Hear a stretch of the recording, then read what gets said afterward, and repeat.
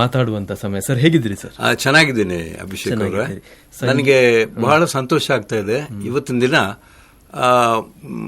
ದಕ್ಷಿಣ ಕನ್ನಡದಲ್ಲಿ ಯಾಕೆ, ಕರ್ನಾಟಕದಲ್ಲಿ ಯಾಕೆ, ಜಗತ್ತಿನ ತುಂಬ ನೆಚ್ಚಿದಂತಹ ಈ ಸಾರಂಗ್ ರೇಡಿಯೋದ ರೆಕಾರ್ಡಿಂಗ್ ಚೇಂಬರಿಗೆ ಬಂದು ನಾನು ಕೂತಿದ್ದೇನೆ ತಮ್ಮ ಎದುರಿಗೆ, ಅಭಿಷೇಕ್ ಶೆಟ್ಟಿ ಅವರೇ. ಇದಕ್ಕಾಗಿ ಮೊದಲನಾಗಿ ತಮಗೂ ಹಾಗೂ ನನ್ನನ್ನು ಇವತ್ತು ಕೇಳುತ್ತಿರುವ ಇದನ್ನ ಆಲಿಸುತ್ತಿರುವ ಎಲ್ಲ ಕೇಳುಗ ವರ್ಗಕ್ಕೆ ನನ್ನ ನಮಸ್ಕಾರಗಳನ್ನು ತಿಳಿಸ್ತೇನೆ. ಮುಂದೆ ಸರ್ ಹೌದು, ಹೇಗಿದೆ ಸರ್ ಸಂಗೀತದ ಜೊತೆಗೆ ಇದ್ದೀರಾ? ಸಂಗೀತದ ಜೊತೆ ಅಂದ್ರೆ ಸಂಗೀತದ ಜೊತೆ ನಾನು ಹುಟ್ಟಿ 14 ವರ್ಷದಿಂದ ಶುರು ಮಾಡಿದ್ದೇನೆ. 12 ವರ್ಷ. ಅಲ್ಲಿಂದ ನಾನು ಸಾಧಾರಣ ನನ್ನ ವಯಸ್ಸು 75-76ರವರೆಗಿದ್ದೆ ಲೈವ್ ಆಗಿ. ಈಗ ಸ್ವಲ್ಪ ನಾನು ಏನ್ ಮಾಡಿದ್ದೇನೆ ಅಂತ ಹೇಳಿದ್ರೆ ಅಲ್ಲಿಂದ ಸ್ವಲ್ಪ ಬದಿಗೆ ಸರಿದು ಬಿಟ್ಟು ಎಲ್ಲಾದ್ರೂ ನಂದು ಮ್ಯೂಸಿಕಲ್ ಇನ್ಸ್ಟ್ರೂಮೆಂಟ್ ಎಲ್ಲ ಸ್ವಲ್ಪ ಮನೆಯಲ್ಲಿ ಇದ್ದದನ್ನ ಏನಾದ್ರೂ ಕಂಪೋಸ್ ಮಾಡಿ, ಅಥವಾ ಈ ಕರೋಕೆ ಕ್ಲಬ್ಗಳು ತುಂಬಾ ಆಗಿವೆ, ಅವ್ರ ಜೊತೆ ಅಲ್ಲಿ ಹೋಗಿ ಅವರನ್ನ ಆಲಿಸುತ್ತಾ ಅವ್ರಿಗೆ ಸ್ವಲ್ಪ ಸಜೆಷನ್ ಅಲ್ಲಿ ಕೊಡ್ತಾ ಇದ್ದೀನಿ. ಹಾಗೆ ಲೈವ್ ಆಗಿ ನಾನು ಯಾವ ಸ್ಟೇಜಿಗೂ ಬರುವುದು ಈಗ ಕಮ್ಮಿ ಮಾಡಿದ್ದೇನೆ. ಸೊ ಒಂದು ನಿಮ್ಮ ಸಂಗೀತದ ಪಯಣದ ಬಗ್ಗೆ ಹೇಳೋದಾದ್ರೆ, ಈಗ ತಾನು ಹೇಳಿದ್ರಿ 14ನೇ ವಯಸ್ಸು, 12ನೇ ವಯಸ್ಸಿನಲ್ಲಿ ಹೇಗೆ ಅದು ಪೂರ್ತಿ ನಿಮ್ಮ ಫ್ಯಾಮಿಲಿ ಸಂಗೀತದಲ್ಲಿ? ಹೌದು, ಯಾಕಂದ್ರೆ ನಮ್ಮ ಮನೆಯಲ್ಲಿ ರಾತ್ರಿ ಎದ್ದು ಗಂಜಿ ಊಟ ಮಾಡೋ ಮೊದಲು ದೇವರ ಭಜನೆ ಮಾಡದೆ ನಮ್ಗೆ ಊಟನೇ ಬೀಳ್ತಿರ್ಲಿಲ್ಲ. ನಾವು 9 ಜನ ಮಕ್ಕಳು. ನನ್ನ ತಂದೆ ತಾಯಿಯವರೆಲ್ಲ ಭಜನೆ ಮಾಡಿಯೇ ನಮ್ಗೆ ಮತ್ತೆ ಊಟ ಕರೆಯೋದು, ರಾತ್ರಿ ಗಂಜಿ ಊಟಕ್ಕೆ ಬಾಪ ಅಂತೇಳಿ. ಆ ಟೈಮಲ್ಲಿ ದೇವರ ಎದುರು ಕೂತ್ಕೊಂಡು ಭಜನೆ ಮಾಡ್ಲಿಕ್ಕೆ ನಮ್ಮ ಮನೆಯಲ್ಲಿ ಹಾರ್ಮೋನಿಯಂ, ತಬಲಾ, ಕಂಜೀರ ಮುಂತಾದ ಇದೆಲ್ಲ ಚಿಕ್ಕ ಪುಟ್ಟ ಇನ್ಸ್ಟ್ರೂಮೆಂಟ್ಗಳು ಇದ್ದು ಆಗಲೇ ಅದು ನುಡಿಸಿ ಹಾಡಿ ನಮ್ಗೆ ಆಗಿಂದಲೇ ಆ ಇಂಟ್ರೆಸ್ಟ್ ಬಂದಿತ್ತು. ಹೌದು. ಹಾಗೆ ಮತ್ತೆ ಇಂಟ್ರೆಸ್ಟ್ ಬಂದವಾಗ ನನ್ನ ಅಣ್ಣ ಅಶೋಕ್ ಅಣ್ಣ, ನನ್ನ ದೊಡ್ಡ ಅಣ್ಣ ಅವರು ಏನ್ ಮಾಡಿದ್ರು, ಪಕ್ಕದಲ್ಲೇ ಸಂಗೀತ ಶಾಲೆಗಳು ಒಂದೆರಡಿದ್ವು ನಮ್ಮ ಏರಿಯಾದಲ್ಲಿ. ಅಲ್ಲಿ ಹೋಗಿ ಅಲ್ಲಿ ಅವರು ಸಂಗೀತವನ್ನು ಕಲಿಸಿ ಬಂದು ಮನೆಗೆ ಬಂದು ಆ ಟ್ಯೂನ್ಗಳನ್ನ, ಆ ಸಂಗೀತ ಭಜನೆಗಳನ್ನ ನುಡಿಸುವಾಗ ನಾವು ಅವ್ರ ಜೊತೆಲಿ ಹಾಡಬೇಕು. ಹಾಗೆ ಸಂಗೀತದ ಇಂಟ್ರೆಸ್ಟ್ ಅಲ್ಲಿಂದ ಬಂತು. ಮತ್ತೆ ಈ ಶಾಲೆಗಳಲ್ಲಿ ಏನ್ ಮಾಡ್ತಾ ಇದ್ರು ಅಂತ ಹೇಳಿದ್ರೆ, ನಾಟಕ ಇದರಲ್ಲಿ ಎಲ್ಲ ಚಿಕ್ಕವರಿರುವಾಗ ನಾವು ಸ್ಟೇಜ್ ಅಲ್ಲೆಲ್ಲ ಆಕ್ಟ್ ಮಾಡುವಾಗ ಡೈರೆಕ್ಟ್ ಹಾಡ್ತಾ ಇದ್ದೀವಿ ನೋಡಿ. ಸೊ ಆ ಟೈಮ್ನಲ್ಲಿ ನನ್ನಿಂದ ನಮ್ಮ ತಂಗಿಯಂದರಿಂದ ಎಲ್ಲ ಹಾಡಿಸ್ತಿದ್ರು. ನಾನು ಗಣಪತಿ ಹೈಸ್ಕೂಲ್ ಸ್ಟೂಡೆಂಟ್ ಆಗಿದ್ದೆ ಮೊದಲು. ಗಣಪತಿ ಹೈಸ್ಕೂಲಲ್ಲಿ ಆ ಒಂದು ಕಲೆಗೆ ಪ್ರೋತ್ಸಾಹ ಕೊಡುವಂತ ಒಂದು ದೊಡ್ಡ ಶಿಕ್ಷಕ ವರ್ಗವೇ ಇತ್ತು. ನೀವು ಕೇಳಿರ್ಬೋದು, ಗುಲ್ವಾಡಿ ಬ್ರದರ್ಸ್ ಅಂತ ಹೇಳಿ ಮಂಗಳೂರಿನಲ್ಲಿ, ದತ್ತಾತ್ರೇಯ ಗುಲ್ವಾಡಿ, ಆಮೇಲೆ ಗೋಪಿನಾಥ್ ಗುಲ್ವಾಡಿ, ಇಂಥ ಒಂದು ಸಂತೋಷ್ ಕುಮಾರ್ ಗುಲ್ವಾಡಿ ಅವ್ರು ಗೊತ್ತು ನಿಮ್ಗೆ, ಪೇಪರ್ನವರು, ನಮ್ಮ ತರಂಗ ಅದರದ್ದೆಲ್ಲ ಮಣಿಪಾಲ ಇದರಲ್ಲಿ ಇದ್ರು ಅವರು. ಇಡೀ ಫ್ಯಾಮಿಲಿ, ಓಂಕಾರನಾಥ್ ಗುಲ್ವಾಡಿ ಅವರು ಇಡೀ ಇಂಡಿಯಾದಲ್ಲೇ ಫೇಮಸ್ ತಬಲ್ಜಿ ಆಗಿ ಈಗಲೂ ತಬಲಾ ಕ್ಲಾಸಿಗೆ ಪ್ರೋಗ್ರಾಮ್ಗೆಲ್ಲ ಹೋಗ್ತಾರೆ.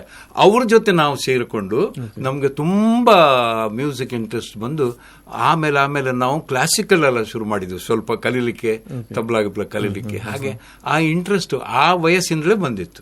12 ವಯಸ್ಸಿಂದಲೇ ನನಗೆ ತಬಲಾದಲ್ಲಿ ಇಂಟ್ರೆಸ್ಟ್ ಇತ್ತು. ಆದ್ರೆ ನಮ್ದು ಒಂದು ಸೈಡ್ ನಾವು ಪ್ಯೂರ್ ಕ್ಲಾಸಿಕಲ್ ಅಂತ ಕೂರುವ ಬದಲಿಗೆ ಈ ಕಡೆಯಿಂದ ಸ್ವಲ್ಪ ಫಿಲ್ಮಿ ಟ್ಯೂನ್ಸ್ಗಳನ್ನ ಅದನ್ನೆಲ್ಲ ನುಡಿಸಿ, ನಾನು 12 ವರ್ಷ ವಯಸ್ಸಿನಲ್ಲೇ ನಮ್ಮ ಮಂಗಳೂರಿನ ಪ್ರಸಿದ್ಧ BS ರಾವ್ ಅಂತ ಒಬ್ರು ನಾಟಕಕಾರರು, ಅವರು ಈಗ ಇಲ್ಲ, ಆ ಟೈಮ್ನಲ್ಲಿ ನಾಟಕವನ್ನ ಇಂಟ್ರೊಡ್ಯೂಸ್ ಮಾಡಿದ್ದವರೇ ಫಸ್ಟ್ BS ರಾಯರು.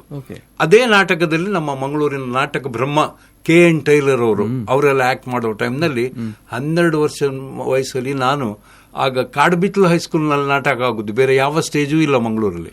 ಕಾಡುಬಿಟ್ಲಿನ ಒಳಗಡೆ ಓಪನ್ ಏರ್, ಅಲ್ಲಿ ಕೂತ್ಕೊಂಡು ನಾನು ತಬಲಾ ನುಡಿಸ್ತಾ ಇದ್ದೆ. ಬ್ರಾಕೆಟ್ ನಲ್ಲಿ ಈ ಪ್ಯಾಂಪ್ಲೆಟ್ ಇದೆ ನೋಡಿ, ನೋಟಿಸ್ ಮಾಡ್ತಿದ್ರಲ್ಲ, ಅದರಲ್ಲಿ ಬ್ರಾಕೆಟ್ ನಲ್ಲಿ 12 ವರ್ಷದ ಬಾಲಕ ಅಂತ ಹಾಕ್ತಿದ್ರು ನನಗೆ. ಅಲ್ಲಿಂದ ಈ ಇಂಟ್ರೆಸ್ಟ್ ಬಂದು ಕೊನೆಗೆ ಹೌದು, ನಾನು ಬಹಳ ಸೇವೆ ಮಾಡಿ ನೋಡಿ ಇವತ್ತಿಗೆ ಸ್ವಲ್ಪ ಬದಿಗೆ ಸರಿದಿದ್ದೇನೆ. ಯಾಕಂದ್ರೆ anyway we have become old, ನಮ್ಗೆ ವಯಸ್ಸಾಗಿದೆ, ಈಗಿನ ಟ್ರೆಂಡಿಗೆ ನಾವು ಸೂಟೇಬಲ್ ಅಲ್ಲ ಅಂತ ಸ್ವಲ್ಪ ಬದಿಗೆ ಸರಿದು ನಮ್ಗೆ ನೀವು ಹಾಗೆ ಕಾಣೋದಿಲ್ಲ ಸರ್, ವಯಸ್ಸಾಗಿದೆ ಅಂತ. ಸರ್, ಈಗ ಈ ಒಂದು ನಿಮ್ಮ ಸಂಗೀತದ ಪಯಣ ಶುರುವಾಯಿತು, ಆ ಟೈಮಲ್ಲಿ ಹೇಗಿತ್ತು ಮಂಗಳೂರಿನಲ್ಲಿ ಸಂಗೀತಗಾರರು ಹೇಗಿದ್ರು? ಈ ಆರ್ಕೆಸ್ಟ್ರಾ ಅನ್ನುವಂತ ಕಾನ್ಸೆಪ್ಟ್ ಇತ್ತ? ವೇದಿಕೆಗಳಲ್ಲಿ ಹಾಡುವಂತವ್ರು ಇದ್ರ? ಹೇಗಿತ್ತು ಆಗ ಅಂತ ಆ ದಿನಗಳು? ಆ ದಿನಗಳಲ್ಲಿ ಸಂಗೀತ ಅಂತ ಹೇಳಿದ್ರೆ ನಮ್ಮ ಕಾರ್ ಸ್ಟ್ರೀಟ್ ನಲ್ಲಿ, ಅದೇ ನಾನು ಹೇಳಿದೆ ನಿಮ್ಗೆ, ಆ ಒಂದು ಫ್ಯಾಮಿಲಿ ಬಿಟ್ರೆ ಅಲ್ಲಿ ನಮ್ಮ ಸಿತಾರ್ ಕಲಿಯೋದು, ವೈಲಿನ್ ಕಲಿಯೋದು ಎಲ್ಲ ಕಲಿಸ್ತಾ ಇದ್ರು. ಎಲ್ಲಿ ಗುಲ್ವಾಡಿ ರಾಮ ಮಂದಿರ ಅಂತ, ಈಗ ಇಲ್ಲ ಅದು, ರಾಮ ಮಂದಿರದಲ್ಲಿ ಮೊದಲು ಕಲಿಸ್ತಾ ಇದ್ರು. ಆ ಟೈಮ್ನ ಅವರ ಪ್ರೋಗ್ರಾಮು. ಆಮೇಲೆ ಈ ಕೊಂಕಣಿ ಸಂಗೀತ ಒಂದು ಸಂಘ ಇತ್ತು, ವೆಂಕಟರಮಣ ದೇವಸ್ಥಾನ ಗೊತ್ತು ನಿಮ್ಗೆ, ಅಲ್ಲಿ ಎಲ್ಲ ಭೀಮ್ಸೇನ್ ಜೋಶಿ ಅವರು ಬಂದು ಹಾಡುವ ಕಾರ್ಯಕ್ರಮ ಇತ್ತು. ವೆಂಕಟರಮಣ ದೇವಸ್ಥಾನದಲ್ಲಿ ಯಾವಾಗಲೂ ಬಂದು, ಅವರು ವೆಂಕಟರಮಣ ಅಂದ್ರೆ ಬಹಳ ಪ್ರೀತಿ ಅವರಿಗೆ. ಭೀಮ್ಸೇನ್ ಜೋಶಿಯ ಹಾಡುಗಾರಿಕೆ, ಮತ್ತೆ BS ರಾವ್ ಅಂತ ಒಬ್ರು ಇದ್ರು, ಅವರ ಇದು ರಾಮಾಯಣ, ಇದು ಯಾವುದು ಗೀತಾ ರಾಮಾಯಣ ಅಂತ ಆ ಪ್ರೋಗ್ರಾಮ್ಗಳು, ಅಂಥದ್ದೆಲ್ಲ ಕ್ಲಾಸಿಕಲ್ ಪ್ರೋಗ್ರಾಮ್ಗಳು ತುಂಬಾ ನಡೀತಾ ಇತ್ತು. 1900 ಇದು ಸಾಧಾರಣ ಆಗ ಒಂದು 47, 57, 50, ಹೌದು 60, 65 ಟೈಮ್, 60, 65 ಒಳಗೆ, ಸಾಧಾರಣ 58, 59, 60 ಟೈಮಿಗೆ.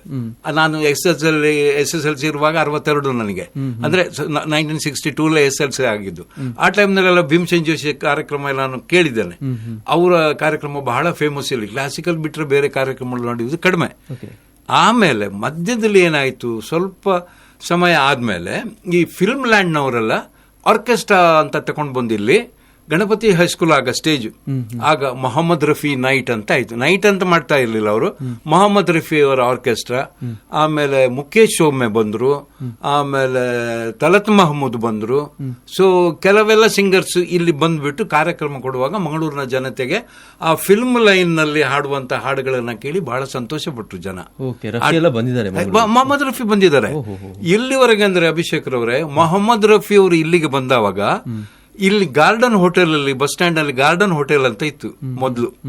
ಆ ಗಾರ್ಡನ್ ಹೋಟೆಲ್ ಅದು ಮುಸ್ಲಿಂ ಬಾಂಧವರದ್ದು. ಅಲ್ಲಿ ಅವರಿಗೆ ಊಟ, ಬಿರಿಯಾನಿ, ಅಲ್ಲಿ ಅವರು ಊಟ ಮಾಡಿಬಿಟ್ಟು, ಆಗ ನನ್ನ ಅಣ್ಣ ಅಶೋಕ್ ಅಣ್ಣ ಮುನ್ಸಿಪಾಲಿಟಿ ಆಫೀಸಲ್ಲಿ ಕೆಲಸ ಮಾಡ್ತಿದ್ರು. ಅಲ್ಲಿಗೆ ಹುಡ್ಕೊಂಡು ಬಂದು ಅವರ ಸೆಕ್ರೆಟರಿ ಅವರು, ಮೊಹಮ್ಮದ್ ರಫಿ ಅವ್ರದ್ದು, ನೀವು ಹೇಳಿದ್ರೆ ನಂಬಲಿಕ್ಕಿಲ್ಲ, ಇಲ್ಲಿ ಪ್ರೋಗ್ರಾಮ್ ಆದ್ಮೇಲೆ ಆಗ ಏನು ಅವರೆಲ್ಲ ಬಂದ್ರೆ ಬರೀ ಒಂದು ಹಾರ್ಮೋನಿಯಂ ಹಿಡ್ಕೊಂಡು ಹಾಡುದು ಅವರು ಅಷ್ಟೇ. ಒಂದು ಹಾರ್ಮೋನಿಯಂ, ಒಂದು ತಬಲಾ, ಎರಡು ಬಿಟ್ರೆ ಅವರ ಕಂಠದಲ್ಲೇ ಎಲ್ಲ ಅವರು ಕಂಟ್ರೋಲ್ ಮಾಡ್ತಿದ್ರು. ನನ್ನ ಅಣ್ಣ ಹಾರ್ಮೋನಿಯಮಿಗೆ ಕ್ಯಾಲಿಕಟ್ಟಿಗೆ ಹೋಗಿದ್ದಾರೆ, ಕ್ಯಾಲಿಕಟ್ಟಿಗೆ ಕರ್ಕೊಂಡು ಹೋಗಿದ್ದಾರೆ ಇದೇ ಮೊಹಮ್ಮದ್ ರಫಿ ಅವರು. ಆ ಟೈಮ್ನಲ್ಲಿ ನಾನು ಚಿಕ್ಕ ಹುಡುಗ, ಆಗ ಅವರಿಗೆ ತಬಲಾ ನುಡಿಸ್ತಾ ಇದ್ದೆ, ಅಣ್ಣನವರಿಗೆ ಇದೆಲ್ಲ ಹಾರ್ಮೋನಿಯಂ ಎಲ್ಲ. ಇದು ಬಹಳ ಹಿಂದೆ, ಕ್ಯಾಲಿಕಟ್ ವರೆಗೆ ನನ್ನ ಅಣ್ಣ ಹೋಗಿ ನುಡಿಸ್ತಿದ್ದಾರೆ ಅವರಿಗೆ ಹಾರ್ಮೋನಿಯಂ ಬ್ಯಾಕ್ಗ್ರೌಂಡ್. ಯಾಕಂದ್ರೆ ಮೊಹಮ್ಮದ್ ರಫಿ ಅವರು ಅವರೇ ಒಂದು ಹಾರ್ಮೋನಿಯಂ ಬಿಡ್ಕೊಂಡು ಹಾಡೋದು, ಅವರಿಗೆ ಸ್ವಲ್ಪ ರೆಸ್ಟ್ ಬೇಕಲ್ಲ, BGMs ಎಲ್ಲ ಬೇಕಲ್ಲ, ಆ ಬ್ಯಾಕ್ಗ್ರೌಂಡ್ ಮ್ಯೂಸಿಕ್ ಅನ್ನು ನನ್ನ ಅಣ್ಣ ಹಾರ್ಮೋನಿಯಂ ಅಲ್ಲಿ ನುಡಿಸೋದು. ಆ ರೀತಿ ಅವ್ರು ಪ್ರೋಗ್ರಾಮ್ ಮಾಡ್ತಿದ್ರು ವಿನಃ ಈ ನೈಟ್ ಅಂತ ಆಗ ಎಲ್ಲ ಸ್ಟಾರ್ಟ್ ಆಗಲೇ ಇಲ್ಲ. ಹೌದು, ಅದನ್ನು ತುಂಬಾ ಇಷ್ಟಪಡ್ತಿದ್ರು. ನಾನು ಕೂಡ ಮುಖೇಶ್ ರವರ ಹಾಡಿಗೆ ಇಲ್ಲಿ ಟಿಕೆಟ್ ಇಲ್ಲದೆ ಹೋಗಿ ಗಣಪತಿ ಹೈಸ್ಕೂಲ್, ನಮ್ಗೆಲ್ಲ ಟಿಕೆಟ್ ತಗೊಳ್ಳಿಕ್ಕೆ ಯಾರು ನಮ್ಗೆ ಅದನ್ನ ಸಪೋರ್ಟ್ ಮಾಡೋರಿಲ್ಲ. ಹೋಗ್ಬಿಟ್ಟು ಈ ತಟ್ಟಿ ಎಲ್ಲ ಕಟ್ತಾ ಇದ್ರು ನೋಡಿ, ಅದನ್ನ ಸ್ವಲ್ಪ ಕೈಯಿಂದ ಹರಿದು, ನಾನು ಅದೇ ಶಾಲೆಯಲ್ಲಿ ಕಲ್ತವಂತಾನೆ, ನನಗೆ ಎಲ್ಲಿಂದ ನೋಡಿದ್ರೆ ಸ್ಟೇಜ್ ಕಾಣ್ತಾ ಅಂತ ಗೊತ್ತು, ಅದನ್ನ ಹರಿದು ಬಿಟ್ಟು ಅವರ ಪ್ರೋಗ್ರಾಮ್ ಅನ್ನ ನಾನು ನೋಡಿದ್ದೀನಿ. ಮುಖೇಶ್ ಅವರು ಬಹಳ ಚೆನ್ನಾಗಿ ಪ್ರೋಗ್ರಾಮ್ ಕೊಟ್ಟಿದ್ದಾರೆ. ಹೌದು, ಅವ್ರದ್ದು ರುಕ್ ಜಾವ್ ಜಾನೆ ವಾಲಿ ರುಕ್ ಜಾ ಹಾಡು, ಮತ್ತೆ ಆವಾರ ಹೂ, ಇಂಥದ್ದೆಲ್ಲ ಹಾಡು. ಒಂದು ಲೈನ್ ಹೇಳಿ ಸರ್, ನಮ್ಮ ಕೇಳುಗರು ಕೇಳ್ತಿದ್ದಾರೆ, ಯಾವ್ದಾದ್ರು. किसी की मुस्कुराहटों पे हो निसार, किसी का दर्द मिल सके तो ले उधार, किसी के वास्ते हो तेरे दिल में प्यार, जीना इसी का नाम है. किसी की मुस्कुराहटों पे हो निसार, किसी का दर्द मिल सके तो ले उधार, किसी के वास्ते हो तेरे दिल में प्यार, जीना इसी का नाम है. ಸೊ ನಂತರ ನಿಮ್ಗೆ ಈ ನೈಟ್ಸ್ ನ ಒಂದು ಆಲೋಚನೆ, ಇದು ಮಾಡಬೇಕು ಅನ್ನುವಂಥ ಯಾವಾಗ ಬಂತು? ಅದು ನಾನು ಸಾಧಾರಣ ನನ್ನ ಒಂದು 15-16 ವರ್ಷದವರೆಗೆ ನಾವೇನ್ ಮಾಡಿದ್ರು ಅಂತ ಹೇಳಿದ್ರೆ, ಈ ಮದುವೆ ಕಾರ್ಯಕ್ರಮಕ್ಕೆಲ್ಲ ನಮ್ಮನ್ನ ಕರ್ಕೊಂಡು ಹೋಗ್ತಾ ಇದ್ರು. ನನ್ನ ಅಣ್ಣ ಅಶೋಕಣ್ಣ, ನನ್ನ ದೊಡ್ಡಣ್ಣ ಅವರು ನಮ್ಮನ್ನೆಲ್ಲ, ನನ್ನ ತಂಗಿ ಹಿತಾಕ್ಷಿ ಮತ್ತು ದಯಾವತಿ ಅಂತ ನೀವು ಕೇಳಿರ್ಬೋದು, ಬಹಳ ಒಳ್ಳೆ ಹಾಡುಗಾರ್ತಿಯವಳು. ಇವರನ್ನೆಲ್ಲ ಒಟ್ಟು ಮಾಡಿ ನಾವೇ ಮನೆಯಲ್ಲಿ ಒಂದು ಜನತಾ ಮೆಲೋಡಿ ಮೇಕರ್ಸ್ ಅಂತ ಒಂದು ಸೆಟ್ ಮಾಡಿಕೊಂಡೆವು ಮನೆಯಲ್ಲೇ. ಬರೀ ಸಿನಿಮಾ ಸಾಂಗ್ಸ್ಗಳಿಗೆ ಮಾತ್ರ ಹಾಡೋದು, ಮತ್ತೆ ನನ್ನ ಅಣ್ಣ ಕಂಪೋಸ್ ಮಾಡಿದ ಕೆಲವು ಕನ್ನಡ ಸಾಂಗ್ಸ್ಗಳನ್ನು ಹಾಡೋದು, ಕೊಂಕಣಿ ಸಾಂಗ್ಸ್ಗಳನ್ನು ಹಾಡೋದು, ಈ ರೀತಿ. ಆಗ ಮದುವೆಗೆ ಒಮ್ಮೆ ನಮ್ಮನ್ನ ಬಾಂಬೆ ಪಾರ್ಟಿ ಒಂದು ಕರ್ಕೊಂಡು ನಮ್ಮ ಮನೆ ಹತ್ರನೇ, ನಾವು ಸಮಾಧಿ ಮಠ ಕಾಂಪೌಂಡ್, ಅದು ಕೃಷ್ಣ ಮಠ ಅಂತ ಗೊತ್ತಿರ್ಬೋದು ನಿಮ್ಗೆ, ಇಲ್ಲಿ ಗಣಪತಿ ಹೈಸ್ಕೂಲ್ ಕ್ರಾಸ್ ರೋಡ್ ಅಲ್ಲಿ ಉಂಟದು ಕೃಷ್ಣ ಮಠ, ಸಮಾಧಿ ಮಠ ಅಂತೇಳಿ ಈಗಲೂ ಇದೆ. ಅಲ್ಲಿ ನಾವು ಮದುವೆಗೆ ಒಂದು ಕಾರ್ಯಕ್ರಮಕ್ಕೆ ಬರುವಾಗ ನನ್ನ ಅಣ್ಣ, ನನಗೆ ಅದು ಸರಿ ನೆನಪಿದ್ದೆ, ನನಗೆ 16 ವರ್ಷ ಆಗ, ಐ ವಾಸ್ ಇನ್ SSLC, 16 ವರ್ಷ ಪ್ರಾಯ ನನಗೆ. ಆ ಟೈಮ್ನಲ್ಲಿ ಅವರು ಹಾಡ್ಲಿಕ್ಕೆ ಹೇಳುವಾಗ ನಾವೆಲ್ಲ ಸಿನಿಮಾ ಸಾಂಗ್ ಆಡಿದ್ದು. ಒಂದು ಸಾಂಗ್ ಅನ್ನ 3 ಸರ್ತಿ ಆಡಿಸಿದ್ರು ನನ್ನ ಹತ್ರ. ಜಾನಾ ತುಮಾರೆ ಪ್ಯಾರ್ ಮೇ ಶೈತಾನ್ ಬನ್ ಗಯಾ ಹೂ, ಕ್ಯಾ ಕ್ಯಾ ಬನ್ನಾ ಚಾಹಾ ಥಾ ಬೇईमान ಬನ್ ಗಯಾ ಹೂ, ಜಾನಾ ಜಾನಾ ತುಮಾರೆ ಪ್ಯಾರ್ ಮೇ. ಒಂದು ಸಾಂಗ್ ಇತ್ತು, ಅದು ಸಸುರಾಲ್ ಅಂತ ಕಾಣ್ತದೆ ನನಗೆ ಫಿಲ್ಮು. ಆ ಟೈಮ್ನಲ್ಲಿ ನಾನು ಮುಖೇಶ್ ಹಾಡುವಾಗ 3 ಸಲ ಆಡಿಸಿದ್ರು ಆ ಬಾಂಬೆಯವರು. ಅಲ್ಲಿಂದ ನಮ್ಗೆ ಗೊತ್ತಾಯ್ತು, ಏನೋ ನಾವು ಸ್ವಲ್ಪ ಇದನ್ನ ಸ್ವಲ್ಪ ಇಂಪ್ರೂವ್ ಮಾಡಿದ್ರೆ ನಮ್ಗೆ ತುಂಬಾ ಡಿಮಾಂಡ್ ಬರ್ಬೋದು ಹಾಡ್ಲಿಕ್ಕೆ, ಅದಕ್ಕೆ ಇದಕ್ಕೆ. ದುಡ್ಡು ಮಾಡೋ ಪ್ರಶ್ನೆ ಇಲ್ಲ ಅದು. ಆಗ ನಮ್ಗೊಂದು ಅದು ಪ್ರವೃತ್ತಿ, ಒಂದು ಕಲಿತಾ ಇರುವಾಗ ಮಾಡುವಾಗ ಒಂದು ಏನೋ ಒಂದು ಮಾಡೋದು ಫ್ಯಾಷನ್ ಒಂದು, ಆ ರೀತಿ ಇತ್ತು. ಅಲ್ಲಿಂದ ಮತ್ತೆ ಏನಾಯ್ತು, ಆಗ ಈ ತರದ ಆರ್ಕೆಸ್ಟ್ರಾ ಇದ್ದದ್ದು ಒಂದು ಇತ್ತು, ಯಾವುದು ಆ ಟೈಮ್ನಲ್ಲಿ. ಅದರ ನಂತರ ನಾನು ಬ್ಯಾಂಗ್ಳೂರಿಗೆ ಹೋದವಾಗ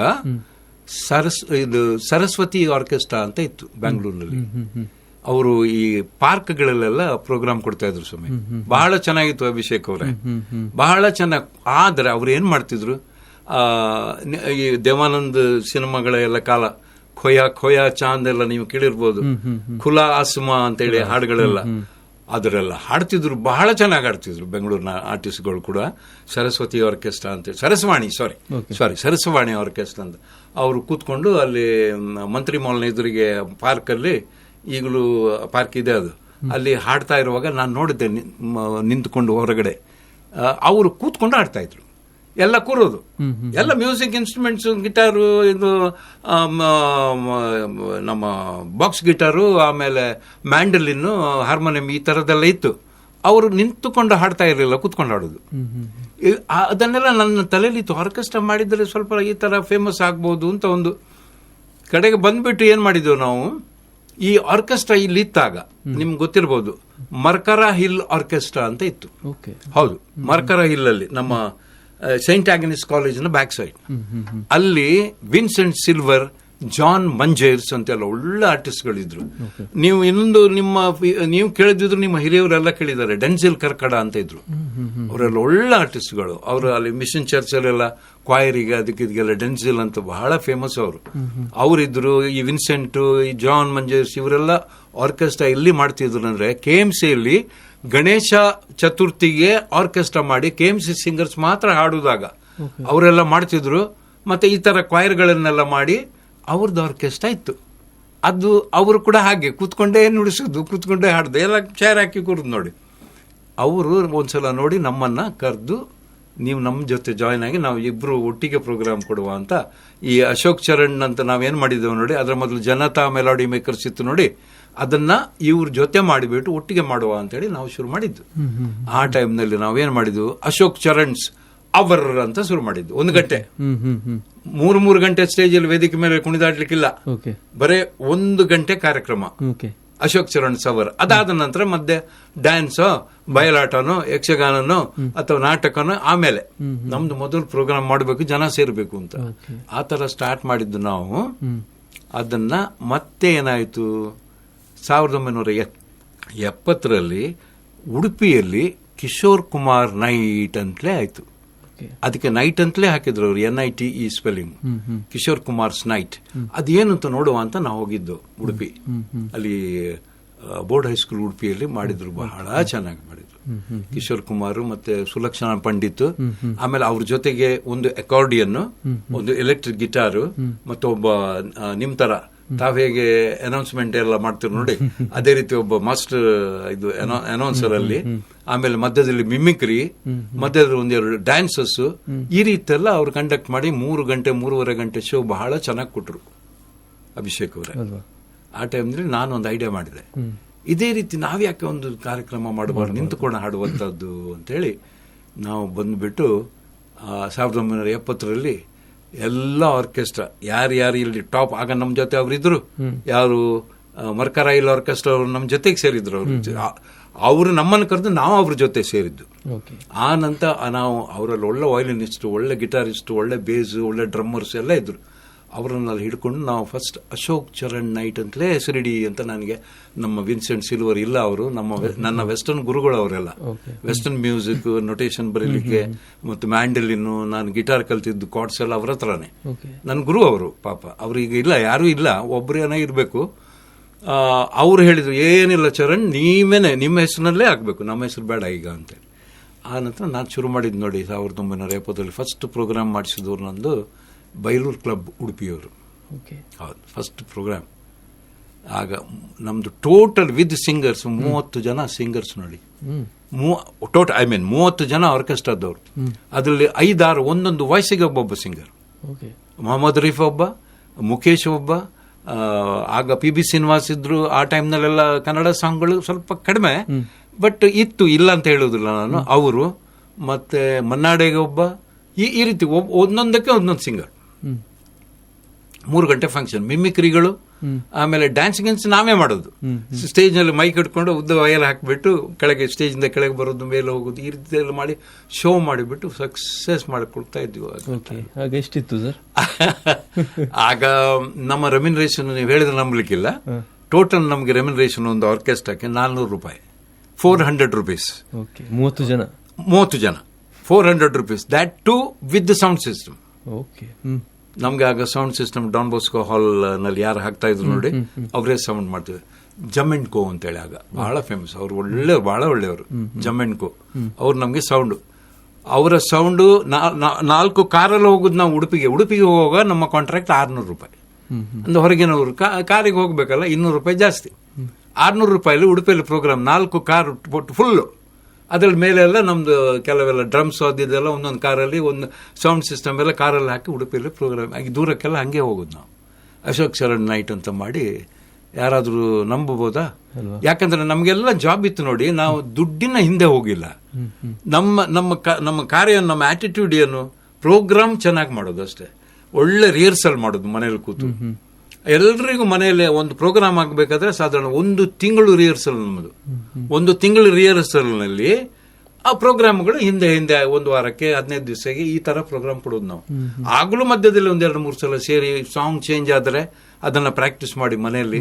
ಆಗ ಏನಿತ್ತು ಸ್ವಾಮಿ, ಈ ತರ ಎಲ್ಲ ಹೊಸ ಟೆಕ್ನಿಕ್ ಏನು ಏನಿಲ್ಲ. EP ರೆಕಾರ್ಡ್ ಹಾಕಿಬಿಟ್ಟು ಆ ರೆಕಾರ್ಡ್ ಅನ್ನು ಎಲ್ಲ ಮತ್ತೆ ಮುಳ್ಳೆ ತಿರುಗ್ತಾ ಇರಲಿಲ್ಲ ಆ ರೆಕಾರ್ಡ್ ಅಲ್ಲಿ. ಇನ್ಸ್ಟ್ರೂಮೆಂಟ್ ಕೂಡ ದೊಡ್ಡ ಐ ಮೀನ್ ತುಂಬಾ ವೆಯ್ಟ್ ಇತ್ತು. ಹೌದು, ಇನ್ಸ್ಟ್ರೂಮೆಂಟ್ ವೆಯ್ಟ್ ಇತ್ತು. ಮತ್ತೆ ಎಲ್ಲನೂ ಹಾಗೆ ಬಹಳ ಕಷ್ಟ, ಡೈಲಿ ಪ್ರಾಕ್ಟೀಸ್ ಬರ್ಬೇಕಾದ್ರೆ ನಮ್ಮ ಆರ್ಟಿಸ್ಟ್ಗಳು ನಮ್ಮ ಮನೆ ಪಕ್ಕದಲ್ಲಿ ಓಂ ಮಾಲ್ ಅಂತ ಒಂದು ಹೋಟೆಲ್ ಇತ್ತು.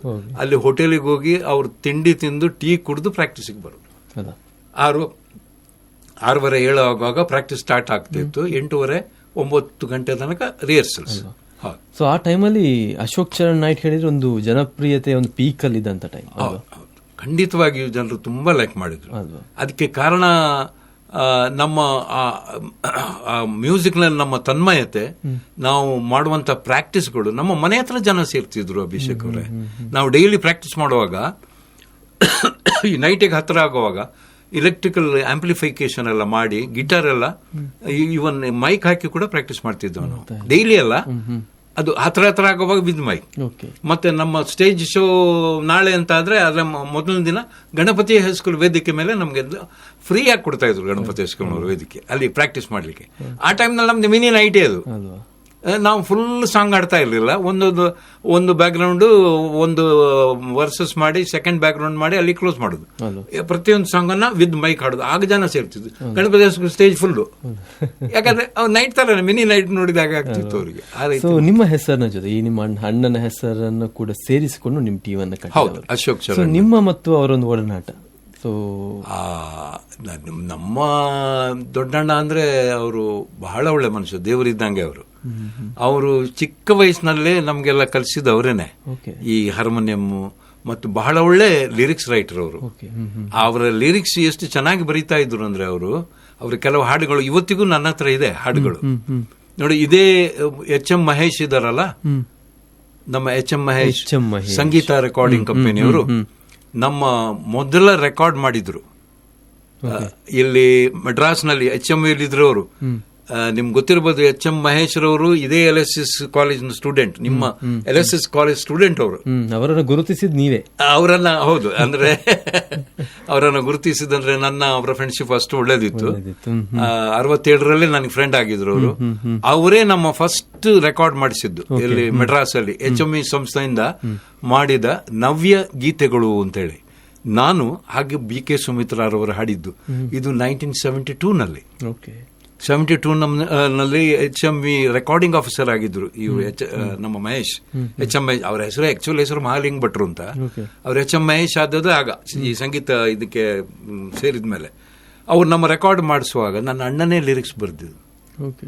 ನನ್ನ ಅಣ್ಣನ ಲಿರಿಕ್ಸ್ 4 ಹಾಡುಗಳು. ಆ 4 ಹಾಡುಗಳಿಗೆ ಮ್ಯೂಸಿಕ್ ಅಶೋಕ್ ಚರಣ್, ಆರ್ಕೆಸ್ಟ್ರೈಸೇಷನ್ ಮಾಡಿದ್ದು ಸಂಗೀತ ದಿಗ್ಗಜ ಇಳೆಯರಾಜರವರು, ತಮಿಳುನಾಡಿನ ಇಳೆಯರಾಜ.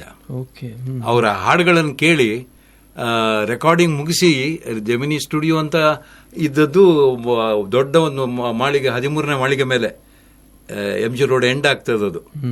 ಅಲ್ಲಿ ಮಾಡಿ ಮುಗಿಸಿ ಕೆಳಗೆ ಬರುವಾಗ ಅವ್ರು ನನಗೆ ಹೇಳಿದ್ರು, ಸರ್ ಚರಣ್ ಸರ್, இந்த மாதிரி சாங் நீங்க சும்மா வேஸ்ட் பண்ணாதீங்க, இந்த மாதிரி சாங் நீங்க ஃபிலிமுக்கு தான் போடணும், இப்போ ரெக்கார்ட் பண்ணாதீங்க சார், இது இருக்கட்டும், இனிமே நீங்க ಕಂಪೋಸ್ பண்ணா இந்த மாதிரி சாங் இருந்தா ಅದು ಫಿಲ್ಮ್ தான் போடணும் சார் ಅಂತ ನನಗೆ ಹೇಳಿದ್ದವರು ಇಳೆಯರಾಜ್ ಅವರು ಆ ಟೈಮ್ನಲ್ಲಿ.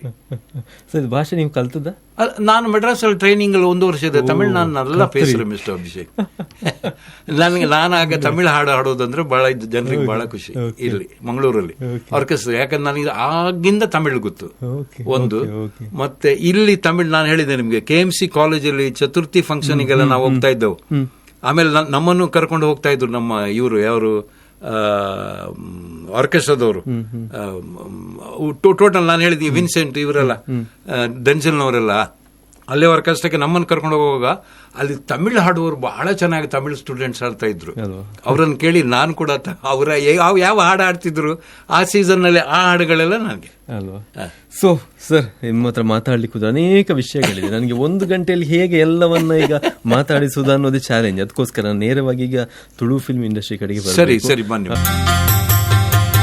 ದಾನೆ ಪುಣ್ಣೆ ನಿನ್ನ ಮನಸೆಂಕ್ ತೆರಿಯಂದೆ ಪೋವಾ, ಮನಸೆಂಕ್ ತೆರಿಯಂದೆ ಪೋವಾ,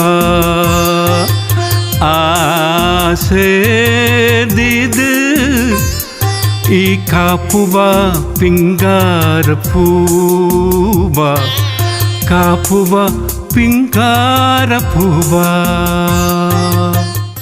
ಒಬ್ಬೊಬ್ಬರ ಲೆಜೆಂಡ್ಗಳ ಒಂದೊಂದು ಹಾಡುಗಳಂತ ಎವರ್ ಗ್ರೀನ್, ಅದು ಎಷ್ಟು ಕಾಲಗಳಿದ್ರೂ ಕೂಡ ಇರುತ್ತೆ. ಅಂತದ್ರಲ್ಲಿ ಒಂದು ನಾನು ಚರಣ್ ಸರ್ ಹೇಳುವುದಾದ್ರೆ ಅದು ನೋಡೋ ಒಳ್ಳೆ ಹಾಡು. ಸೊ ಹೇಳಿ ಸರ್, ಮೊದಲಿಗೆ ನೀವು ತುಳು ಫಿಲ್ಮ್ ಇಂಡಸ್ಟ್ರಿಯ ಜೊತೆಗೆ ನಿಮ್ಮ ಸಂಬಂಧ, ನಂತರ ಈ ಒಂದು ಕೆಲವು ಹಾಡುಗಳು. ತುಳು ಅಂದ್ರೆ ನಾವು ಇದೇ ರೀತಿ ಅಶೋಕ್ ಸರ್ ನೈಟಿಗೆ ಪ್ರಾಕ್ಟೀಸ್ ಮಾಡ್ತಾ ಇರುವಾಗ ಆ ರೋಡಲ್ಲಿ ಪಾಸ್ ಆಗೋರೊಬ್ರು ಗೋಪಾಲಕೃಷ್ಣ ಅಂತ ಪೇಪರ್ನವರು, ಇಂಡಿಯನ್ ಎಕ್ಸ್ಪ್ರೆಸ್ ಮತ್ತೆ ಇನ್ನೊಂದು ಯಾವುದೋ ಪೇಪರ್ ಅವ್ರ ಅಂಡರ್ ಅಲ್ಲಿ ಇದ್ದಾಗ ಮಂಗಳೂರಲ್ಲಿ ಗೋಪಾಲಕೃಷ್ಣ ಅಂತ, ಪಿ ಗೋಪಾಲಕೃಷ್ಣ ಅಂತ. ಅವ್ರು ಅಲ್ಲಿಂದ ಪಾಸ್ ಆಗುವಾಗ ಯಾವಾಗಲೂ ಕೇಳೋರಂತೆ. ಅವರು ಎಂಟ್ರಿ ಆಗಿ ನಮ್ಗೆ ಹೇಳಿದ್ರು, ಶರಣ್ ಅವರೇ ಒಂದು ಸಿನಿಮಾ ತೆಗಿತಾ ಇದ್ದೇನೆ ನಾನು, ತುಳು ಫಿಲ್ಮು ಅಂತ ಹೇಳಿದ್ರು. ಆಯ್ತು ಅಂತೇಳಿ ನಾನು ಅವ್ರ ಹತ್ರ ಸರ್ಪ ಸಂಕಲೆ ಅಂತ ಫಿಲ್ಮ್ನ ಹೆಸರು, ಸರ್ಪ ಸಂಕಲೆ ಅಂತ ನಮ್ಮ ಫಿಲ್ಮು. ನಾವು ಬಹಳ ಕಮ್ಮಿ ಬಜೆಟ್ನಲ್ಲಿ ಮಾಡೋದು, ನೀವು ಅದನ್ನ ಇಲ್ಲಿ ಮನೆಯಲ್ಲೇ ನಮಗೆ ರೆಕಾರ್ಡ್ ಮಾಡಿ ಕೊಡಬೇಕು ಅಂತ. ಆಗ ಈ ರೆಕಾರ್ಡ್ ಗಂಟೆಗೆ ಇದು ದೊಡ್ಡ ದೊಡ್ಡ ಟೇಪ್ ರೆಕಾರ್ಡ್ ಫುಲ್ ರೆಕಾರ್ಡಿಂಗ್ ಎಲ್ಲ ಬಂದಿದೆ. ಆ ಟೈಮ್ನಲ್ಲಿ ಮಾಡಿ ಕೊಡ್ಬೇಕು, ನೀವು ಕಂಪೋಸ್ ಮಾಡಿ. ನಮ್ಗೇನೋ ಪಾಪ ಒಳ್ಳೆಯವರು ಏನು ಫಸ್ಟ್ ಪ್ರಯತ್ನ ಮಾಡ್ತಾ ಇದ್ದಾರೆ ಅಂತ ನಾನು ಆ ಸರ್ಪ ಸಂಕಲಿಗೆ 6 ಹಾಡುಗಳನ್ನು ನಾವು ಕಂಪೋಸ್ ಮಾಡಿದ್ವಿ, ಅಶೋಕ್ ಚರಣ್ ಅಂತ.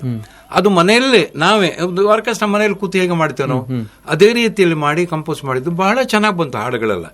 ನಾನು ಮತ್ತೆ ನನ್ನ ತಂಗಿ ಇವರೆಲ್ಲ ಹಾಡಿದ್ದು ಹಾಡುಗಳು. ಅವರು ಸರ್ಪ ಸಂಕಲ ಶೂಟ್ ಮಾಡಿದ್ರು, ಆ ಫಿಲ್ಮ್ ದೇವರದಲ್ಲಿ ಹೊರಗೇನೆ ಬರಲಿಲ್ಲ.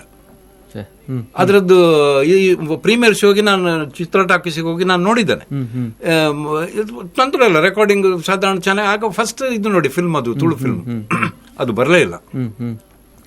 ನೆಕ್ಸ್ಟ್ ಏನಾಯ್ತು, ಇದು ನೋಡಿಬಿಟ್ಟು ನನಗೆ ಸೆಕೆಂಡ್ ಫಿಲ್ಮು ಇವರು ಆನಂದ್ ಶೇಖರ್, ನಿಮ್ಗೆ ಗೊತ್ತಿದೆ, ಮೋಕೆದ ಸಿಂಗಾರಿ, ಅದು ಅವರ ಫಿಲ್ಮ್ ಸಾಂಗ್. ಅದು ರಾಜನ್ ನಾಗೇಂದ್ರ ಬಹಳ ಚೆನ್ನಾಗಿ ಕಂಪೋಸ್ ಮಾಡಿದ್ರು. ಅವರು ಏನ್ ಮಾಡಿದ್ರು, ನನ್ನ ಹತ್ರ ಬಂದ್ಬಿಟ್ಟು, ಚರಣ್ ಅವರೇ ಹೀಗೀಗೆ ನೀವು ಸರ್ಪ ಸಂಕಲೆ ಒಂದು ಮಾಡಿ, ಪಾಪ ಅದು ನಿಮ್ಗೆ ಹೊರಗೆ ಬರಲಿಲ್ಲಲ್ವಾ, ನಾವು ಇನ್ನೊಂದು ಮಾಡುವ ಕೆಲಸ ಮಾಡುವ, ನಾವು ಇಲ್ಲೇ ರೆಕಾರ್ಡ್ ಮಾಡಿ ಡಾನ್ ಬೊಸ್ಕೋದಲ್ಲೇ ಒಂದು ರೆಕಾರ್ಡ್ ಮಾಡುವ ಅಂತ ಹೇಳಿ ಅವರ ಇದು KN ಟೈಲರ್ ಮತ್ತೆ ಅವರು ಸೇರಿ ಮಾಡಿದಂತ ಒಂದು ಪಿಕ್ಚರ್ ಕಾಸುದಯ ಕಂಡನೆ ಅಂತ, ತುಳು ಪಿಕ್ಚರ್, 2ನೇ ಪಿಕ್ಚರ್ ಅದು ನಂದು, ಕಾಸುದಯ ಕಂಡನೆ. ಅದು ಕೂಡ ಯಾರು ನನಗೆ ಒಂದು ಒಳ್ಳೆ ಇದರಲ್ಲಿ ಕೊಡ್ಲಿಲ್ಲ, ಇವರು ಕೂಡ ಪಾಪ ಏನೋ ಒಂದು ನಮ್ದು ಹೊಸ ಪ್ರಯತ್ನ ಮಾಡುವ ಅಂತ ಹೇಳಿ ಮಾಡಿದ್ರು. ಡಾನ್ ಬೊಸ್ಕೋ ಹಾಲದಲ್ಲಿ ಫುಲ್ ಆರ್ಕೆಸ್ಟ್ರಾ ನಮ್ದು 30 ಜನರು. ಆಗ ಶೇಖರ್ ಅತ್ತಾವರ್ ಅಂತ ಒಬ್ಬ ಸಿಂಗರ್ ಇದ್ರು, ಅವ್ರು ಒಳ್ಳೆ ಹಾಡಿದ್ದಾರೆ, ಎಲ್ಲರೂ ಒಳ್ಳೆ ಹಾಡಿದ್ದಾರೆ, ಒಳ್ಳೆ ಚೆನ್ನಾಗಿ ಬಂತದ್ದು ಇದು. ಆದರೆ ಈ ರೆಕಾರ್ಡಿಂಗ್ ಅದು ನೋಡುವಾಗ ಗೊತ್ತಾಗ್ತದೆ, ಅದು ಈಗಿನ ಸ್ಟೈಲ್ನಲ್ಲಿ ಇರಲಿಲ್ಲ. ಯಾಕಂದ್ರೆ ನಾವು ಅದು ಟೇಪ್ ರೆಕಾರ್ಡ್ ಯೂಸ್ ಮಾಡಿ ಸ್ಪೂಲ್ ರೆಕಾರ್ಡಿಂಗ್ನಲ್ಲಿ ಮಾಡಿತ್ತು. ಆದರೂ ಅದರಲ್ಲಿ ಕಣ್ಣು ಕಟ್ಟದ ಕಥೆ ಕಟ್ಟಡ ಅಂತ ಒಂದು ಫಿಲ್ಮ್, ಇವರು ಸಾಂಗ್ PB ಶ್ರೀನಿವಾಸ್ ಹಾಡಿದ್ರು, ಬಹಳ ಚೆನ್ನಾಗಿ ಹಾಡಿ. ಆನಂತರ ಅದನ್ನು ಟ್ರ್ಯಾಕ್ ತಗೊಂಡೋಗಿ ಅವರು ಮಡ್ರಾಸಲ್ಲಿ ಮಿಕ್ಸ್ ಮಾಡಿದ್ರು, ಯಾರು ನಮ್ಮ ಆನಂದ್ ಶೇಖರ್ ಅವರು. ಬಹಳ ಚೆನ್ನಾಗಿ ಬಂದಿದೆ ಆ ಹಾಡು, ಕಣ್ಣು ಕಟ್ಟದ ಕಥೆ ಕಟ್ಟಡ ಅಂತ ಹೇಳಿ. ಆ ನಂತರ 2 ಫಿಲ್ಮ್ ಆದ್ಮೇಲೆ ನಾನು ನನ್ನ ಪಾಡಿಗಿದ್ದೆ. ಇದು ಇನ್ನು ಬಹಳ ಯಾರು ನಮ್ಮನ್ನೆಲ್ಲ, ನಾನು ಆರ್ಕೆಸ್ಟ್ರಾದಲ್ಲೇ ಇದ್ದೆ, ಆಗ ಮೈಸೂರಿನಲ್ಲಿ ಇದ್ದೆ ನಾನು 76ರಲ್ಲಿ. Okay, 76ರಲ್ಲಿ orchestra. ಒಂದು ನಿಮಿಷ ಕೇಳುಗರೆ, ನಿಮ್ಗೂ ಕೂಡ ನಮ್ಮ ಚರಣ್ ಸರ್ ಜೊತೆ ಮಾತಾಡಬೇಕು ಅಂತ ಅನಿಸ್ತಾ ಇರಬಹುದು. ನೀವು ಇನ್ನು ಕರೆಯನ್ನು ಮಾಡಬಹುದು, ಕಾಲ್ ಮಾಡಿ 6364204949 ಈ ಸಂಖ್ಯೆಗೆ ಕಾಲ್ ಅನ್ನ ಮಾಡಬಹುದು, ನೀವು ಕೂಡ ಮಾತಾಡಬಹುದು ಅಂತ ಹೇಳ್ತಾ. ಎಸ್ ಸರ್, ಮುಂದುವರಿಸಿ. 76ರಲ್ಲಿ ಮೈಸೂರಲ್ಲಿ ಹೋಗುವಾಗ ಮೈಸೂರಲ್ಲಿ ಪ್ರೀಮಿಯರ್ ಸ್ಟುಡಿಯೋಸ್ ಇತ್ತು. ಇಟ್ ವಾಸ್ ಭಯಂಕರ, ಅಲ್ಲಿ ಎಲ್ಲ ಫ್ಲೋರ್ ನಲ್ಲಿ ಸಿನಿಮಾ ಶೂಟಿಂಗ್ ಆ ಟೈಮ್ನಲ್ಲಿ. ನಾನು ಹೋಗಿದ್ದೆ ಅಲ್ಲೇ, ನಾನು ಎಲ್ಲರನ್ನ ಆಕ್ಟರ್ಗಳನ್ನ ಅವರನ್ನ ಇವರನ್ನೆಲ್ಲ ನೋಡಿದೆ. ಆ ಟೈಮ್ನಲ್ಲಿ ನಮ್ಮ ಡಾಕ್ಟರ್ ಸಂಜೀವ ದಂಡಕೇರಿ ಅವರು ಅಲ್ಲಿ ಶೂಟ್ ಮಾಡ್ತಾ ಇದ್ರು ನೋಡಿ, ಬಯ್ಯ ಮಲ್ಲಿಗೆ. ಯಾಕಂದ್ರೆ ದಂಡಕೇರಿ ನನ್ನ ಫ್ರೆಂಡು, ನೋಡುವ ಅವರ ಜೊತೆ ಆಕ್ಟರ್ಸ್ ಗಳೆಲ್ಲ ಸಿಗ್ತಾರೆ ಅಂತ ಹೋಗುವಾಗ ಆರೂರ್ ಪಟ್ಟಾಭಿ ಅವರು ಡೈರೆಕ್ಟರ್. ಅದಕ್ಕೆ ಅವರಿಗೆ ಒಂದು ಎಕ್ಸ್ಟ್ರಾ ಕ್ಯಾರೆಕ್ಟರ್ ಅವತ್ತು ಬಂದಿಲ್ಲ. ಆವತ್ತು ನನಗೆ ಹೇಳಿದ್ರು, ಚರಣ್ ಅವರು ಇವತ್ತು ಶೂಟಿಂಗ್ ಇಲ್ಲ, ನಾವು ಸುಮ್ಮನೆ ನಾವೊಂದು ಹುಡುಗಿಯನ್ನು ಎಕ್ಸ್ಟ್ರಾ ಕ್ಯಾರೆಕ್ಟರ್ ಅಂತ ಮಾಡಿದ್ದು, ಪಂಡರಿ ಬಾಯಿ ಮಗಳಾಗಿ ಪಂಡರಿ ಬಾಯಿ ಅವರ ಎದುರಿಗೆ ಆಕ್ಟ್ ಮಾಡ್ಲಿಕ್ಕೆ ಬಂದಿಲ್ಲ ಅಂತ ಹೇಳುವಾಗ ನನ್ನ ತಂಗಿ Dayavati, she was an actress also, ಅವಳು ಇಲ್ಲಿ ಡ್ರಾಮಾದಲ್ಲೆಲ್ಲ ಮಾಡಿ ಗೊತ್ತಿತ್ತು. ನಾನು ಹೇಳಿದ್, ನಾನು ನಾಳೆ ಕರ್ಕೊಂಡು ಬರ್ತೇನೆ, ನನ್ನ ತಂಗಿ ಇದ್ದಾಳೆ, ಯಾರು ದಯಾವತಿನ, ಅವರಿಗೆಲ್ಲ ಗೊತ್ತು ಸಿಂಗಿಂಗ್ ಬಗ್ಗೆ. ಅವರು ಕರ್ಕೊಂಡು, ನಾನು ನೆಕ್ಸ್ಟ್ ಡೇ ಹೋದೆ ದಯಾವತಿನ ಕರ್ಕೊಂಡು. ನೋಡಿಬಿಟ್ಟು ಆ ಕುಕ್ಕಿಕಟ್ಟೆ ಚಂದ್ರಶೇಖರ್ ಅಂತ ಇದ್ರು ಅಸಿಸ್ಟೆಂಟ್ ಡೈರೆಕ್ಟ್ರು, ಆರೂರ್ ಪಟ್ಟಾಭಿ. ನೀವು ಮೊದಲೇ ಹೇಳ್ತಿದ್ರಿ, ನಿನ್ನೆನೆ ನಮ್ಮ ಶೂಟಿಂಗ್ ಮುಗಿಸಿ ಸರ್ ಶೂಟಿಂಗ್, ನಾನಿದ್ದೇನಲ್ಲ.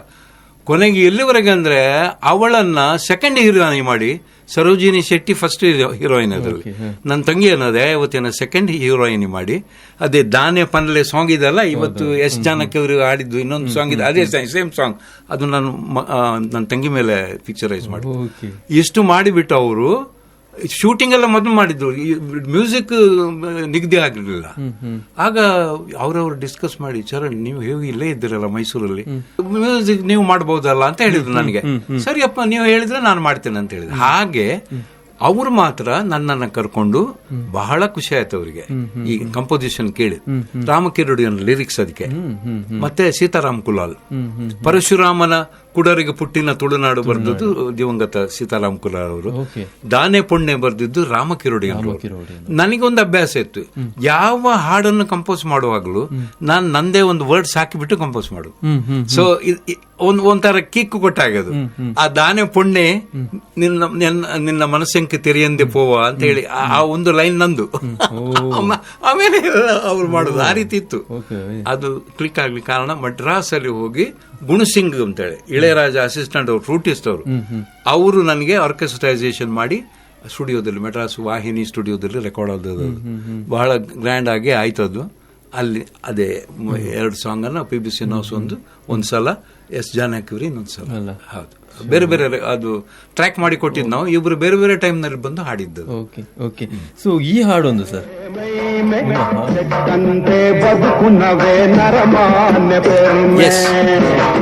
ಇದೊಂದು ಒಂದು ರೀತಿಯಲ್ಲಿ ನಮ್ಮ ತುಳುನಾಡಿನ ತತ್ವಪದ ಅಂತ ಹೇಳ್ಬೋದು. ಹೌದು, ಕರೆಕ್ಟ್. ಅದು ಆ ಸಬ್ಜೆಕ್ಟೇ ನಮ್ಮ ರಾಘವ್ ಉಳ್ಳಾಲ್ ಅವರು ಬರ್ದಿದ್ದು. ಯಾವುದು ನಮ್ಮ ಅದು ಅದರಲ್ಲಿ ಆ ಹಾಡನ್ನ ಆಕ್ಚುಲಿ ರಾಮದಾಸ್ ಅಂತ ಒಬ್ರು ಆಕ್ಟರ್ ಇದ್ರು, ತುಳು ಲ್ಯಾಂಡ್ ನಲ್ಲಿ ಬಹಳ ಫೇಮಸ್ ಅವರು, ರಾಮದಾಸ್ ಅಂತ. ಅವರ ಮೇಲೆ ಹಾಡುದು ಅದು. ಆಕ್ಚುಲಿ ಅದು ಹಾಡಿದ ಸಿಂಗರು ಯಂಗ್ ಅವರು ಹಾಡಿದ ನಂತರ ಅದು ಸೂಟ್ ಆಗ್ಲಿಲ್ಲ. ಯಾಕೆ ನಮ್ಮ ಡೈರೆಕ್ಟರ್ಗೆ, ರಿಚಾರ್ಡ್ ಕ್ಯಾಸಲಿನ್ ಡೈರೆಕ್ಟ್ ಮಾಡಿದ ಪಿಕ್ಚರ್ ಅದು. ಬಂಗಾರ ಪಟ್ಲೇರ್ ನೋಡಿ ಬಂತು, ಬಂಗಾರ ಪಟ್ಲೇರ್, ಅದು ಅವರಿಗೆ ಇಷ್ಟ ಆಗ್ಲಿಲ್ಲ. ಯಾಕಂದ್ರೆ ಅದು ಸೂಟ್ ಆಗುದಿಲ್ಲ ಚರಣ್ ಅವರೇ, ನೀವು ಚಿಂಗರಿಂದ ಹಾಡಿಸಿದ್ದು ಅವರ ಏಜಿಗೆ ಸೂಟ್ ಆಗುದಿಲ್ಲ. ಅವ್ರು ಅದ್ರಲ್ಲಿ ಏಜ್ಡ್ ಯಾರು ರಾಮದಾಸ್. ಮತ್ತೇನ್ ಮಾಡು ಸರ್, ಈಗ ನಾನೇ ಹಾಡ್ತೇನೆ ಅಂದೆ. ಹಾಗೆ ನನಗೆ ಅದು ನೀವೇ ಹಾಡಬೇಕು ಅಂತ ರಿಚಾರ್ಡ್ ಅವರು ಹೇಳಿದ್ರು. ಯಾಕಂದ್ರೆ ಅವ್ರಿಗೆ ಗೊತ್ತಿದೆ ನಾನು ಯಾವ ಟೈಪ್ ಸಾಂಗ್ ಎಲ್ಲ ಹಾಡ್ತೇನೆ ಅಂತ ಹೇಳಿ. ನಾನು ಹಾಡಿದ್ದೆ ಅದು 96ರಲ್ಲಿ 97ರಲ್ಲಿ ಆ ಟೈಮ್ ನಲ್ಲಿ. ಅದು 96 ಅಂತ ಕಾಣ್ತದೆ. ಪುಟ್ಟು ನೋವು ಚೈಪಿ ನೋವು, ಒಳ್ಳೆ ಸಾಂಗ್ ಅದು. It's A good song. ಇನ್ನು ಸರ್, ನಿಮ್ಮ ಹಾಗೂ ಇತರ ಏನು ಮ್ಯೂಸಿಕ್ ಲೆಜೆಂಡ್ಸ್ ಗಳಿದ್ದಾರೆ, ಅವ್ರ ಜೊತೆಗೆ ಸಂಬಂಧ, ಈಗ PB ಶ್ರೀನಿವಾಸ್ ಅವರು ನೀವು ಏನು ಸಿಂಗ್ ಮಾಡಿಸ್ತೀರಿ, S ಜಾನಕಿ ಅವರು, ಇಳೆಯರಾಜ್ ಅವರ ಹೆಸರನ್ನು ನೀವು ಆಗ್ತಾನೆ ಹೇಳಿದ್ರಿ, ಹಾಗೇನೆ ಹಂಸಲೇಖ, ಇಂತಹ ಅನೇಕ ಹೆಸರುಗಳು. ಹೇಗಿತ್ತು ಆಗ ಕಾಲದ ಸಂಬಂಧಗಳು? ನೀವು ಕನ್ನಡ ಫಿಲ್ಮ್ ಇಂಡಸ್ಟ್ರಿಗೆ ಹೋಗ್ಬೇಕು ಅಂತ ಏನಾದ್ರು ಆಲೋಚನೆ ಮಾಡ್ಲಿ? ಆ ಯೋಚನೆ ಬಂತು. ಯಾಕಂದ್ರೆ ಆ ಯೋಚನೆನ ಸೀರಿಯಸ್ ಆಗಿ ನಾನು ತಗೊಂಡಿರ್ಲಿಲ್ಲ. ನಾನು ಬ್ಯಾಂಗ್ಳೂರಿಗೆ ರೆಕಾರ್ಡಿಂಗ್ ಎಲ್ಲ ಹೋಗ್ತಾ ಇದ್ದೆ. ಬ್ಯಾಂಗ್ಳೂರ್ ನಿಮ್ಗೆ ಗೊತ್ತಿರ್ಬೋದು, ಬ್ಯಾಂಗ್ಳೂರ್ನಲ್ಲಿ ಹನುಮತ್ ನಗರದಲ್ಲಿ ನಮ್ಮ ಇವ್ರದ್ದು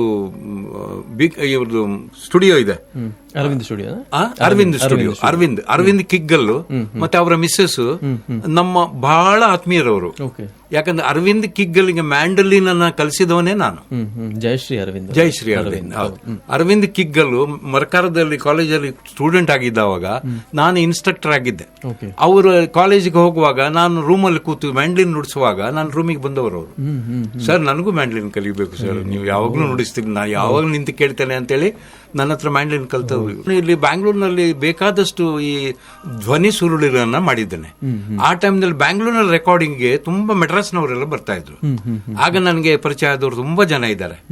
ವಿಜಯ ಭಾಸ್ಕರ್ ಪರಿಚಯ ಆದದ್ದು, ಮತ್ತೆ ಈ ಮ್ಯೂಸಿಕ್ ಡೈರೆಕ್ಟರ್ ಮೋಹನ್ ಕುಮಾರ್ ಪರಿಚಯ ಆದ್ರು. ಮೋಹನ್ ಕುಮಾರ್ ಅವರು ಕೂಡ ಮೈಸೂರಿನಲ್ಲಿ ಆರ್ಕೆಸ್ಟ್ರಾ ಮಾಡ್ತಾ ಇದ್ದವರು.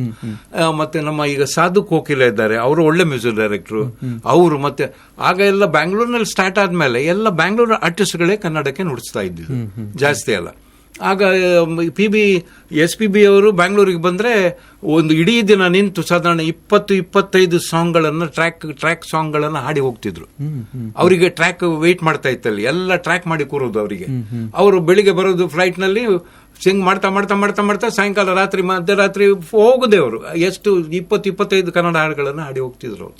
ಅಂತ ಟೈಮ್ನಲ್ಲಿ ತುಂಬಾ ಆರ್ಟಿಸ್ಟ್ಗಳು, ತುಂಬಾ ಮ್ಯೂಸಿಕ್, ಯಾಕಂದ್ರೆ ಅವ್ರು ಬಂದು ಹಾಡುವಾಗ ಅದರ ಪರ್ಟಿಕ್ಯುಲರ್ ಮ್ಯೂಸಿಕ್ ಡೈರೆಕ್ಟರ್ ಅಲ್ಲಿ ಇರಲೇಬೇಕು. ಸೊ ಹಾಗೆ ನನಗೆ ಹಂಸಲೇಖರ್ ಅವರು ಮತ್ತೆ ಅಶ್ವಥ್ ಅವರು ಇವ್ರದೆಲ್ಲ ಪರಿಚಯ ಅಲ್ಲಿ ಆದದ್ದು. ಎಲ್ಲಿ ಬ್ಯಾಂಗ್ಳೂರ್ ಅರವಿಂದ್ ರವರ ಸ್ಟುಡಿಯೋದಲ್ಲಿ. ವಾನಿಗೊಂದು ಎಲ್ಲೆಯಲ್ಲಿದೆ ನಿನ್ನಾಸೆ ಗೆಲ್ಲಿ ಕೊನೆಯಿದೆ, ಏಕೆ ಕನಸು ಕಾಣುವೆ, ನಿಧಾನಿಸು ನಿಧಾನಿಸು, ಬಾನಿಗೊಂದು ಎಲ್ಲೆಯಲ್ಲಿದೆ ನಿನ್ನಾಸೆ ಗೆಲ್ಲಿ ಕೊನೆಯಿದೆ, ಏಕೆ ಕನಸು ಕಾಣುವೆ, ನಿಧಾನಿಸು ನಿಧಾನಿಸು. ಸೊ ಜೀವನದಲ್ಲಿ ಯಾವಾಗ್ಲೂ ಮರೆಯಲಾಗದ ಒಂದು ಸ್ವಾರಸ್ಯಕರ ಘಟನೆ ಅಂತ ಹೇಳಿದ್ರೆ ಯಾವ್ದಾದ್ರು ಇದೆಯಾ ಅಂತ ಅವ್ರು ಕೇಳ್ತಾರೆ. ನನಗೆ ಅಂದ್ರೆ ನನ್ನ ಜೀವನ ಅಂದ್ರೆ ಸಂಗೀತ ಮತ್ತು ITI ಎರಡೇ ಇದ್ದದ್ದು ನನಗೆ. ಒಂದು ITI ಅಲ್ಲಿ ನಾನು ಇನ್ಸ್ಟ್ರಕ್ಟರ್ ಆಗಿ ಕೆಲಸ ಮಾಡಿದ್ದೆ, ಆಮೇಲೆ ಪ್ರಿನ್ಸಿಪಾಲ್ ಆಗಿ ರಿಟೈರ್ಡ್ ಆದೆ. ಸೊ ಅಲ್ಲಿ ಘಟನೆಗಳು ಮರೆಯಲಾಗದ ಘಟನೆ ಅಂದ್ರೆ ತುಂಬಾ ಆಗಿದೆ ನಮ್ಮ ITI ಅಲ್ಲಿ. ಅದು ಆ ಬೇರೆ ಸೈಡ್. ಅದು ಮ್ಯೂಸಿಕ್ ನಲ್ಲಿ ಆದ ಘಟನೆಗಳು ನನಗೆ ನೆನಪಿದೆ. 70ರಲ್ಲಿ ನಾನು ನೈಟ್ ಸ್ಟಾರ್ಟ್ ಮಾಡುವಾಗ ಉಡುಪಿ ಬೈಲೂರು ಅವರು ಹೊಸ ಥಿಯೇಟರ್ ಇದೆ, ಸ್ವಾಮೀಜಿ ಅವ್ರದ್ದು ಥಿಯೇಟರ್. ನನಗೆ ಅದ್ರದ್ದು ಹೆಸರು ಈಗ ಬರ್ತಾ ಇಲ್ಲ, ಈಗಲೂ ಇದೆ ಅದು. ಆ ಥಿಯೇಟರ್ನ ಒಳಗಡೆ ನಮ್ಮ ಫಂಕ್ಷನ್ ಬಹಳ ಚೆನ್ನಾಗಿ ಬಂದಿತ್ತು. ಆ ಟೈಮ್ನಲ್ಲಿ ಈ ಮನ್ನಾಡಿದ್ದು ಹಾಡು ಹಾಡಿದ್ದೆ ನಾನು. ಮನ್ನಾಡಿದ್ದು ಹಾಡು ಅದು ಜಿಂದಗಿ ಕೈಸೆ ಹೈ ಪಹೇಲಿ ಹಾಯೇ ಕಭಿ ತೋ ಹಸಾಯೇ ಕಭಿ ರುಲಾಯೇ, ಒಂದು ಮನ್ನಾಡಿದ ಹಾಡಿತ್ತು, ರಾಜೇಶ್ ಖನ್ನಾ ಫಿಲ್ಮ್ ಇದ್ದು. ಆ ಹಾಡನ್ನ ನಾನು ಹಾಡುವಾಗ ಒಂದು ನನಗೆ ಅಲ್ಲಿ ವರ್ಸಸ್ ನಲ್ಲಿ ಅಂದ್ರೆ ಪ್ಯಾರಾದಲ್ಲಿ ಅವನು ಮೇಲಿಂದ ಹಾಡಿ ವಿದೌಟ್ ಇನ್ಸ್ಟ್ರೂಮೆಂಟ್ ತೆರೆದೆ ದಾನೆ ಜಾಗೆ ತೆರೆ ದಿರಿಯ ಕೇಲೆ ಕಾ ಜಿಂದಗಿ ಅಂತ ತೆಗೆ ಅಲ್ಲಿ ಆ ಸೈಲೆನ್ಸ್ ಮೂಡಿತ್ತು. ಆ ಟೈಮ್ನಲ್ಲಿ ಎಲ್ಲ ಆರ್ಕೆಸ್ಟ್ರಾ ಸೈಲೆಂಟ್ ಆಗಿ ನಾನು ಒಬ್ಬನೇ ಹಾಡುದು. ಆಗ ಒಂದು ಎದ್ದು ನಿಂತು ಅವರು ಓವೇಶನ್ ಕೊಟ್ಟದ್ದಿದೆ, ಇವತ್ತಿಗೂ ನನಗೆ ಜುಮ್ ಅಂತಾರೆ. ನಮ್ಮ ಮರೆಯಲಾಗದ ಕ್ಷಣ ಅದು. ಅದು ಒಂದು. ಇನ್ನೊಂದು, ನನ್ನ ಮ್ಯೂಸಿಕ್ ಟೈಮ್ನಲ್ಲಿ ಸುರತ್ಕಲ್ ಇಂಜಿನಿಯರಿಂಗ್ ಕಾಲೇಜಲ್ಲಿ ನನ್ನ 17ನೇ ವರ್ಷ ವಯಸ್ಸಲ್ಲಿ ನಾನು ಗ್ರೂಪ್ ಸಾಂಗ್ ಮತ್ತೆ ಇದು ಜಹಾ ಡಾಲ್ ಡಾಲ್ ಪರ್ ಸೋನೆ ಕಿ ಚಿಡಿಯಾ ಕರ್ತಿ ಹೈ ಬಸೇರಾ ಈ ಭಾರತ್ ದೇಶ ಹೇ ಮೇರಾ ಅಂತ ಹಾಡುದು. ಆ ಟೈಮ್ನೆಲ್ಲ ಹಾಡಿ ಆ ಗ್ರೂಪ್ ಸಾಂಗ್ ನಾನು ಕಂಪೋಸ್ ಮಾಡುವಾಗ, ಇದು ಗ್ರೂಪ್ನವರೆಲ್ಲ ಕೋರಸ್ ಹಾಡುವಾಗ ಎಂಡಿಗೆ ಕಂಪ್ಲೀಟ್ ಆಗ ಒಂದು ಮ್ಯೂಸಿಕ್ ಕಾಂಪಿಟೇಷನ್ ಅಲ್ಲಿ ಒಂದು ಸೇರುವ ಜನ ಅಂದ್ರೆ ಒಂದು ಕಮ್ಮಿಯಲ್ಲಿ ಒಂದು 2,500 ಜನ ಸೇರ್ತಿದ್ರು ಅಲ್ಲಿ KRS. ಎದ್ದು ನಿಂತು ನನಗೆ ಓವೇಶನ್ ಕೊಟ್ಟದ್ದು 2 ಸಾಂಗ್ಗಳಿಗೆ, ಒಂದು ನನ್ನ ಇನ್ಸ್ಟ್ರೂಮೆಂಟಲ್ಗೆ, ಒಂದು ಆ ಸಾಂಗ್. ಇವತ್ತಿಗೂ ಅದು ಇವತ್ತಿಗೂ ನೆನಪಿದೆ, ಯಾವಾಗ ನೆನಪಾಗ್ತದೆ. ಒಬ್ಬರು ಚರಣ್ ರಾಜ್ ಅಣ್ಣ ಮತ್ತು RJ ಅಭಿಷೇಕ್ ಜೊತೆ ಮಾತುಕತೆ ಹಾಗೆ ಅವರ ಹಳೆಯ ನೆನಪುಗಳನ್ನು ಕೇಳೋದು ಒಂದು ಅದ್ಭುತ ಅನುಭವ. Listening to this beautiful programme from UK, Rangoli radio UK. RJ Sarita Arun ಅಂತ ಹೇಳಿ, ಸರಿತಾ ಅರುಣ್ UK ಇಂದ ವಾಟ್ಸ್ಆಪ್ ಅಲ್ಲಿ ನಮ್ಗೆ ಮೆಸೇಜ್ ಕಳಿಸಿದ್ದಾರೆ. ಸರಿತಾ ಅರುಣ್ ಅವರಿಗೆ ಥ್ಯಾಂಕ್ ಯು. ಸರಿತಾ ಅರುಣ್ ನನಗೆ ಸಂಬಂಧ ಅವರು. ಓಕೆ ಕೇಳ್ತಾ ಇದ್ದಾರೆ ನೋಡಿ, ರೇಡಿಯೋವನ್ನು ಈಗ ವರ್ಲ್ಡ್ ವೈಡ್ ನೋಡಿ. ಸೊ ಬಹಳ ಒಂದು ಅದ್ಭುತವಾದಂತ ಸಂತೋಷ. ನೀವೀಗ ಹೇಳಿದ್ರಿ ಸರ್, ನಾನು KPTಯಲ್ಲಿ ಇದ್ದೆ, ಅಲ್ಲಿ ಪ್ರಿನ್ಸಿಪಾಲ್ ಕೂಡ ಆಗಿ ನೀವು ರಿಟೈರ್ಡ್ ಆದವರು. ನಿಮ್ಗೆ ಯಾವತ್ತಾದ್ರೂ ಅನ್ಸಿದ್ಯಾ ಸರ್, ನಾನು ಒಂದು ವೇಳೆ KPTಯಲ್ಲಿ ಜಾಬ್ ಇಲ್ಲದೆ ಇರ್ತಿದ್ರೆ ನಾನು ಇವತ್ತು ಸಂಗೀತ ಕ್ಷೇತ್ರದಲ್ಲೇ ಮುಂದುವರಿತಾ ಇದ್ದೆ ಅಂತ? ಖಂಡಿತ ನೆನೆಸಿದೆ, ಖಂಡಿತ ಆಗಿದೆ ನನಗೆ, ಖಂಡಿತ ಆಗಿದೆ. ಯಾಕಂತ ಹೇಳಿದ್ರೆ ನಾನು ಸಂಗೀತ ಇದರಲ್ಲಿ ಇದೆಲ್ಲ ಕ್ಯಾಸೆಟ್ಗಳು ಫಿಲ್ಮ್ ಲ್ಯಾಂಡಿಗೆಲ್ಲ ಬರೋ ಮೊದಲು ನಾನು ಅಲ್ಲಿಗೆ ಸೇರಿದ್ದೇನೆ. 68ರಲ್ಲಿ ನಾನು ITI ಎಂಟರ್ ಆಗಿದ್ದೆ. ಎಂಟರ್ ಆಗಿಬಿಟ್ಟು ನನಗೆ ಕೆಲಸ ಆಗಿತ್ತು, ಗವರ್ಮೆಂಟ್ ಜಾಬ್ ಅದು. ನೀವು ಹೇಳಿದ್ರೆ ನಂಬಲಿಕ್ಕಿಲ್ಲ, ನನ್ನನ್ನ ಇವರು ನಮ್ಮ ಮಂಜುಳಾ ಗುರುರಾಜ್ ಅವರು ಜೊತೆಯಲ್ಲಿ ನಾನು ಅಮೇರಿಕಕ್ಕೆ 2.5 ತಿಂಗಳು ಕಾರ್ಯಕ್ರಮಕ್ಕೆ ಹೋಗಿದ್ದೇನೆ. 2.5 months 1998 ಅಲ್ಲಿ ನಾನು ಕೀಬೋರ್ಡ್ ಪ್ಲೇಯರ್ ಆಗಿ ಹೋಗಿದ್ದೆ. ಆ ಟೈಮ್ನಲ್ಲಿ 98ನಲ್ಲಿ ಅಲ್ಲಿ ಹೋಗಿ 75 ದಿವಸ ಕ್ಯಾಂಪಲ್ಲಿ ನಾವು 39 ಫಂಕ್ಷನ್ಗಳನ್ನು ಕೊಟ್ಟಿದ್ದೇವೆ. 39 different towns of America, right from Los Angeles to ನಿಮ್ಮ ಬಾಸ್ಟನ್ ಟು ಲಾಸ್ ಏಂಜಲ್ಸ್. ಇಷ್ಟು ಪ್ರೋಗ್ರಾಮ್ ಎಲ್ಲ ಕೊಡುವಾಗ ಅಲ್ಲಿ ಅವರು ನನ್ನನ್ನ ತುಂಬಾ ಜನ ನನ್ನ ಫ್ರೆಂಡ್ಸ್ ಎಲ್ಲ ಸಿಕ್ಕಿದ್ರು. ನಮ್ಮ ಮಂಗಳೂರಿನವರು, ಕಾರ್ಕಳದವರು, ನಮ್ಮ ಸೌತ್ ಕೆನರಾದವರು, ಬ್ಯಾಂಗ್ಳೂರ್ನವರು, ಮೈಸೂರಿನವರು, ಎಲ್ಲರಿಗೂ ನನ್ನ ಬಗ್ಗೆ ಗೊತ್ತಿತ್ತಲ್ಲಿ. ಅವರೆಲ್ಲ ಸಿಕ್ಕಿಬಿಟ್ಟು ನೀವು ಇಲ್ಲೇ ನಿಲ್ಬೇಕು, ಇಲ್ಲೇ ನಿಲ್ಲಿ ನೀವು ಅಂತೇಳಿ. ಅಲ್ಲಿ ವೆಂಕಟರಮಣ ಟೆಂಪಲ್ ಅಲ್ಲಿ ಹಾರ್ಮೋನಿಯಂ ನುಡಿಸ್ಲಿಕ್ಕೆ ನಿಮ್ಗೆ ನಾವು ವೀಸಾ 11 ತಿಂಗಳು ನಾವು ಎಕ್ಸ್ಟೆಂಡ್ ಮಾಡಿ ಕೊಡ್ತೇವೆ. ಆಮೇಲೆ ನೀವು ಇಲ್ಲೇ ಕ್ಲಾಸಸ್ ಎಲ್ಲ ಕಂಡಕ್ಟ್ ಮಾಡಿ ನೀವು ಇಲ್ಲೇ ಪರ್ಮನೆಂಟ್ ಸೆಟ್ಲ್ ಆಗ್ಬೋದು ಶರಣ್ ಅವರೇ ಅಂತ ಹೇಳಿದ್ರು. ನನಗೆ ನನ್ನ ಹಣೆ ಬರ ನನ್ಗೆ ಗೊತ್ತಿತ್ತು, ನಾನು ಇಷ್ಟೇ ಆಗ್ತೇನೆ, ಇದ್ರ ಮೇಲೆ ಆಗೋದಿಲ್ಲ ನಾನು ಅಂತ. ಆದ್ರಿಂದ ಜಾಬ್ ಬಿಡ್ಲಿಲ್ಲ ನಾನು. ಇಲ್ಲಿ ನಾನು ಜಾಬ್ ಬಿಟ್ರೆ ಅಲ್ಲಿ ಸೆಟ್ಲ್ ಆಗ್ತಿದ್ದೆ. ಇಲ್ಲಿ ಮಕ್ಕಳೆಲ್ಲ ಚಿಕ್ಕವರು, ಅವ್ರನ್ನ ಬಿಟ್ಟು ಅಲ್ಲಿ ಅಮೆರಿಕದಲ್ಲಿ ಸೆಟ್ಲ್ ಆಗೋದು ಬೇಡ ಅಂತೇಳಿ ನಾನು ಇಲ್ಲಿಗೆ ಬಂದದ್ದು ಒಳ್ಳೇದಾಯ್ತು. ಅಂದ್ರೆ ಎಲ್ರೂ ಒಂದ್ಸಲ ಎಂಟರ್ ಆದ್ಮೇಲೆ ಅದೇ ಲ್ಯಾಂಡ್ ನಲ್ಲಿ ಕ್ಲಿಕ್ ಆಗ್ತಾರೆ ಅಂತ ಹೇಳಲಿಕ್ಕೆ ಸಾಧ್ಯ ಇಲ್ಲ. ಅಮೆರಿಕದಲ್ಲಿ ನಾಳೆ ಏನಾದ್ರೂ ವೀಸಾಕ್ಕೆ ಹೆಚ್ಚು ಕಮ್ಮಿ ಆಗಿ ನನಗೆ ಅಮೆರಿಕ ಬಿಡಬೇಕಾದ ಪ್ರಸಂಗ ಬಂದ್ರೆ ಯಾರ ಗತಿ? ಇಲ್ಲಿ ಈ ಜಾಬು ಇಲ್ಲ. ಅದಕ್ಕೆ ನಾನು ತುಂಬಾ ರಿಸ್ಕ್ ತಗೊಳ್ಳಿಕ್ಕೆ ಮೊದಲಿಂದಲೂ ನಾನು ರೆಡಿ ಇರಲಿಲ್ಲ. ಹಾಗೆ ಅಲ್ಲಿ ಕೂಡ ನಾನು ಸೆಟ್ಲ್ ಆಗಿಲ್ಲ. ಯಾಕಂದ್ರೆ ಈ ಗವರ್ಮೆಂಟ್ ಜಾಬ್ ಇತ್ತು ಅಂತೇಳಿ, ಇದೊಂದು ಗವರ್ಮೆಂಟ್ ಜಾಬ್ ಇದ್ದದ್ರಿಂದ ನನಗೆ ಅಷ್ಟು ರಿಸ್ಕ್ ತಗೊಳ್ಳಿಕ್ಕೆ ಸಾಧ್ಯ ಇರಲಿಲ್ಲ. ಅದೇ ರೀತಿ ಬ್ಯಾಂಗ್ಳೂರಿಗೆ ಬಂದ್ಮೇಲೆ ನಮ್ಮ ಗೋಪಿಯವರು, ಮೋಹನ್ ರವರು, ಅರವಿಂದ್ ಸಾಹೇಬ್ರು, ಅದೇ ಅರವಿಂದ್ ಕಿಗ್ಗಲ್ಲು ಅವರು ಎಲ್ಲರೂ ಹೇಳಿದ್ರು, ನೀವು ಇಲ್ಲಿ ಬಂದು ಸೆಟ್ಲ್ ಆಗಿ ಸರ್, ನೀವು ಇಲ್ಲಿಗೆ ಮ್ಯೂಸಿಕ್ನಲ್ಲಿ ನೀವು ಮುಂದೆ ಬರ್ಬೋದು ಹಾಗೆ ಹೀಗೆ ಅಂತ ಹೇಳಿದ್ರು. ಬಟ್ ನಾನು ತುಂಬಾ ಹೆದರಿದೆ, ಏನಾದ್ರೂ ಹೆಚ್ಚು ಕಮ್ಮಿ ಆದ್ರೆ ಆಮೇಲೆ ನಮ್ಮನ್ನು ಯಾರು ಏನು ಕೇಳುದಿಲ್ಲ ಸ್ವಾಮಿ. ಬಟ್ ನೋ ರಿಗ್ರೆಟ್ಸ್ ಅಲ್ಲ? No regrets sir. ನೀವು ಒಟ್ಟು ಯಾವೆಲ್ಲ ಇನ್ಸ್ಟ್ರೂಮೆಂಟ್ ಸರ್ ಗೊತ್ತಿರೋದು? ನಾನು ಸ್ಟಾರ್ಟ್ ಮಾಡಿದ್ದು ತಬಲಾದಲ್ಲಿ, ಆಮೇಲೆ ಹಾರ್ಮೋನಿಯಂ, ತಬಲಾ ಮತ್ತೆ ಹಾರ್ಮೋನಿಯಂ ನಂದು ಸ್ಟಾರ್ಟ್. ಆಮೇಲೆ ನಾನು ಮ್ಯಾಂಡಲಿನ್ ಪ್ಲೇಯರ್, ಒಳ್ಳೆ ಮ್ಯಾಂಡಲಿನ್ ಪ್ಲೇಯರ್. ನಾನು ಅದೇ KRS ಮ್ಯೂಸಿಕ್ ಕಾಂಪಿಟೇಷನ್, ನಾನು ನಿಮ್ಗೆ ಅವಾಗ ಹೇಳಲಿಲ್ಲ, KRS ಮ್ಯೂಸಿಕ್ ಕಾಂಪಿಟೇಷನ್ ಅಲ್ಲಿ ಇನ್ಸ್ಟ್ರೂಮೆಂಟ್ ಅಲ್ಲಿ ಸಿತಾರಿಗೆ ಸೆಕೆಂಡ್ ಪ್ರೈಸ್, ನನಗೆ ಮ್ಯಾಂಡಲಿನ್ಗೆ ಫಸ್ಟ್ ಪ್ರೈಸ್ ಸಿಕ್ಕಿದೆ 67. ಯಾಕಂದ್ರೆ ಅದರಲ್ಲಿ ನಾನು ಅಷ್ಟು ಚೆನ್ನಾಗಿ ಆ ಫ್ರೆಟ್ಸ್ ಅಲ್ಲಿ ನನ್ನ ಕೈ ಬೆರಳು ಓಡ್ತಿತ್ತು.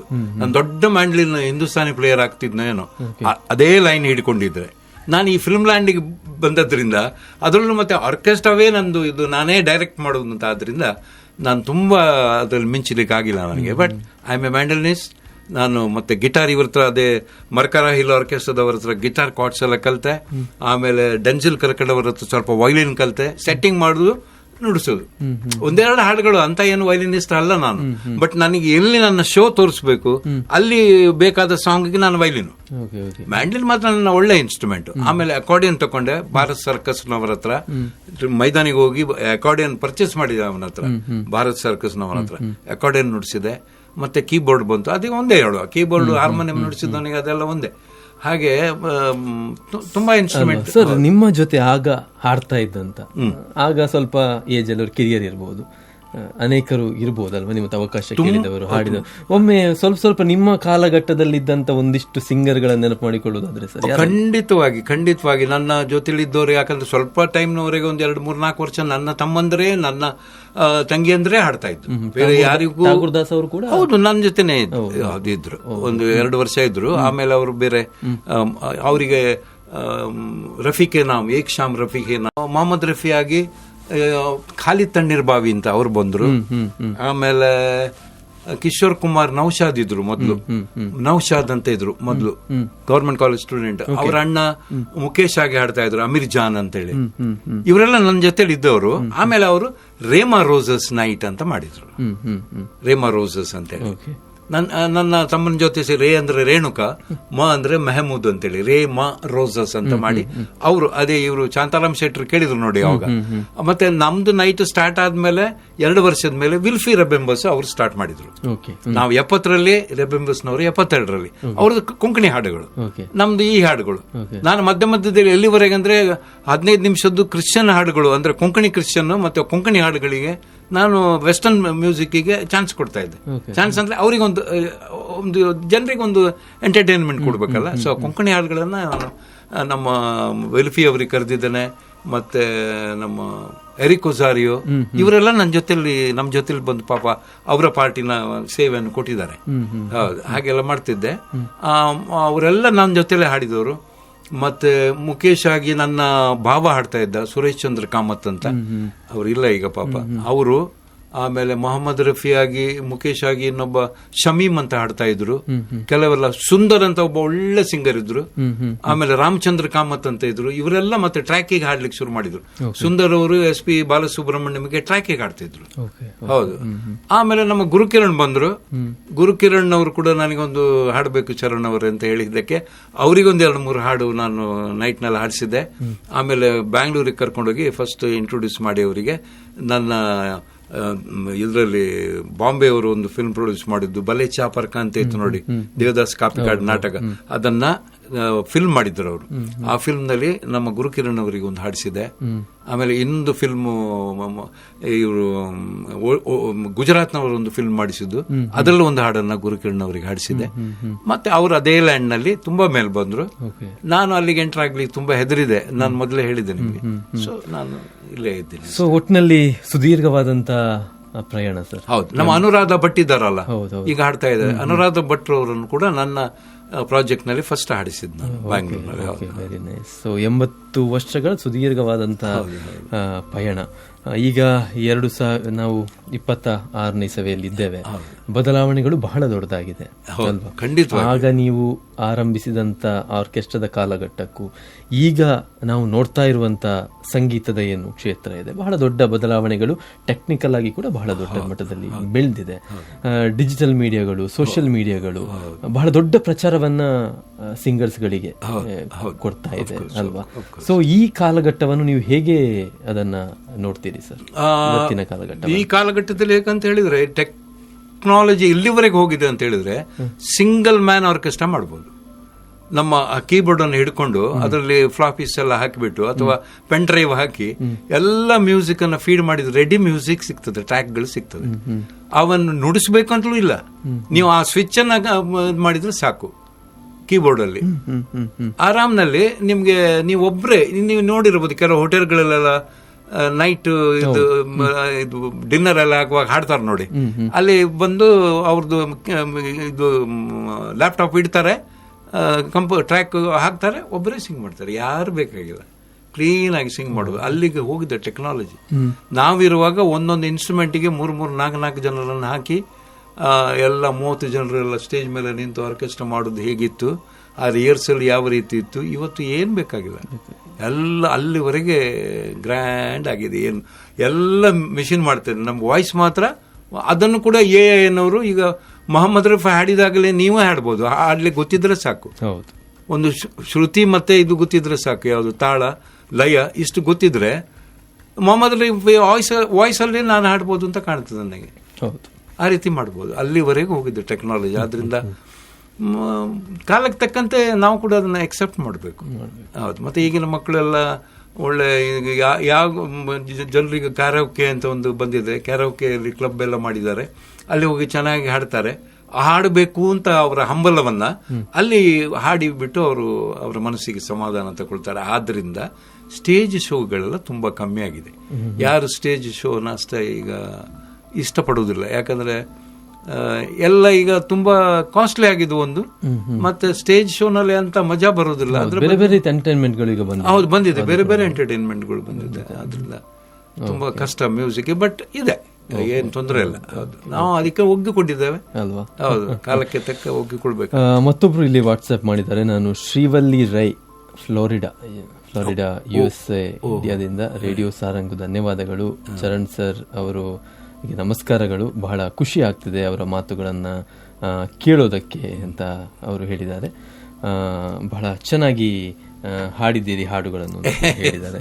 ಎನಿವೇ ಸರ್, ನಾವು 1 ಗಂಟೆ ಆಗ್ತಾ ಬಂತು, ನಾವು ಇನ್ನೂ 2 ಗಂಟೆ ಮಾತಾಡಬಹುದು, ಅಷ್ಟು ಸಂಗತಿಗಳು ನಮ್ಮ ಜೊತೆ ಇದೆ. ಮತ್ತೊಮ್ಮೆ ಸಿಗೋಣ ಸರ್, ಇನ್ನಷ್ಟು ಸಂಗತಿಗಳನ್ನ ಮಾತಾಡೋಣ. ಕೊನೆಯದಾಗಿ ನಮ್ಮ ಕೇಳ್ತಿರುವಂತ ಎಲ್ಲ ಕೇಳುಗರಿಗೆ ಏನು ಹೇಳಲಿಕ್ಕೆ ಇಷ್ಟಪಡ್ತೀರಿ? ಕೇಳುಗರಿಗೆಲ್ಲ ನನ್ನ ಧನ್ಯವಾದಗಳು. ಇಷ್ಟು ಅಭಿಮಾನ ಅವ್ರು ಇಟ್ಕೊಂಡಿದಾರಲ್ಲ ಇವತ್ತಿನವರೆಗೆ ನಮ್ಮ ಮೇಲೆ. ಅದರಲ್ಲಿ ಕೆಲವರು ಪಾಪ ಹುಡುಗರು ಇದ್ದಾರೆ, ಅವರಿಗೆ ನನ್ನ ಬಗ್ಗೆ ಗೊತ್ತೇ ಇಲ್ಲ. ಅದನ್ನ ಗೊತ್ತು ಮಾಡಿಸಿದ್ದು ತಾವು, ಯಾವುದು ಸಾರಂಗ್ ಮುಖಾಂತರ ನಾನು ಅವ್ರಿಗೆ ಕೂಡ ಗೊತ್ತಾಯ್ತು, ಚರಣ್ ಅಂತ ಅವರು ಇದ್ದಾರೆ ಒಬ್ರು, ಇನ್ನು ದೇವ್ರ ದೇವದಲ್ಲಿ ನಮ್ಗೆ ಅವ್ರ ವಾಯ್ಸ್ ಕೇಳುವಂತೆ ಆಗಿದೆ ಅಂತೇಳಿ ಮಾತಾಡಿದ ವಾಯ್ಸ್. ನಾನು ಹೇಳಿದ್ದು ಸಿಂಗರ್ ಅಂತ ಅಲ್ಲ, ಅವ್ರು ಕೇಳಿದ್ದಾರೆ. ಸೊ ಎಲ್ಲ ಕೇಳುಗರಿಗೆ ನನ್ನ ಮೇಲೆ ಇಷ್ಟು ಅಭಿಮಾನ ಇಟ್ಟಿದ್ದಕ್ಕೆ, ಇಷ್ಟು ಪ್ರೀತಿ ವಿಶ್ವಾಸಗಳಿಗೆ ನನ್ನ ಧನ್ಯವಾದಗಳನ್ನು ತಿಳಿಸ್ತೇನೆ ಅವರಿಗೆ ಎಲ್ರಿಗೂ. ಇನ್ನೊಮ್ಮೆ ಬರ್ತೇನೆ, ಎಲ್ರಿಗೂ ನಾನು ಇವತ್ತು ಹೇಳ್ತಾ ಇದ್ದೇನೆ, ಇನ್ನೊಮ್ಮೆ ಸರಿಯಾಗಿ ಬಂದು ನಿಮ್ಮನ್ನ ಎಂಟರ್ಟೈನ್ಮೆಂಟ್ ಕೊಡ್ತೇನೆ. ನಾನು ಒಂದು ಹಾಡಿನ ಜೊತೆಗೆ ನಿಮ್ಮ ಹತ್ರ ಮಾತಾಡ್ತೇನೆ.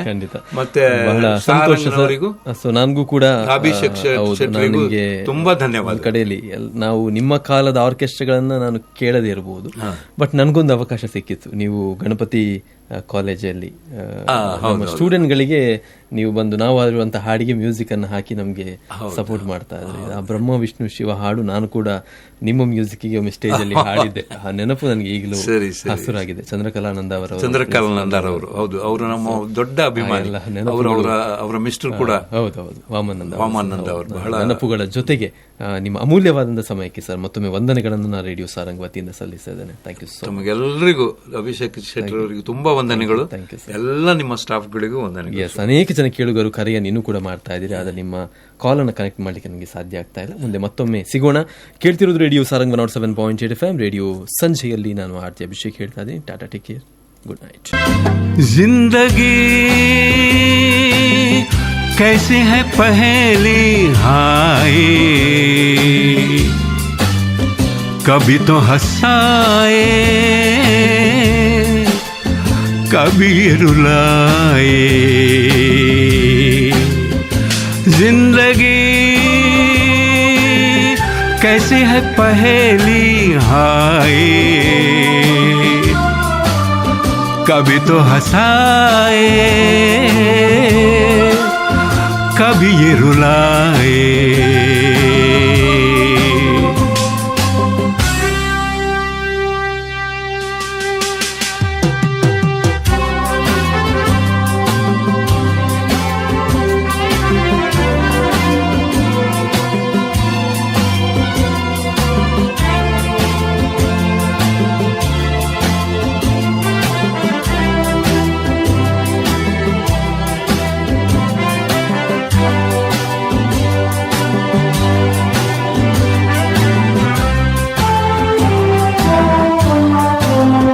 कभी देखो मन नहीं जागे, पीछे पीछे सपनों के भागे. हे कभी देखो मन नहीं जागे, पीछे पीछे सपनों के भागे. एक दिन सपनों का राही चला जाए सपनों के आगे कहाँ. जिंदगी कैसी है पहेली हाय, कभी तो हंसाए कभी ये रुलाए.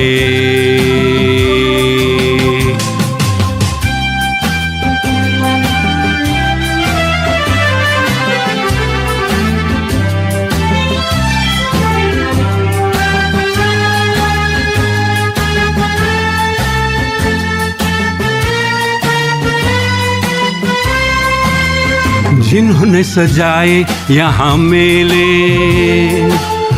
सुख दुख संग संग झेले. है जिन्होंने सजाए यहाँ मेले, सुख दुख संग संग झेले. वही चुनकर खामोशी यूं चल जाए अकेले कहाँ. जिंदगी कैसी है पहेली हाय, कभी तो हंसाए कभी ये रुलाए.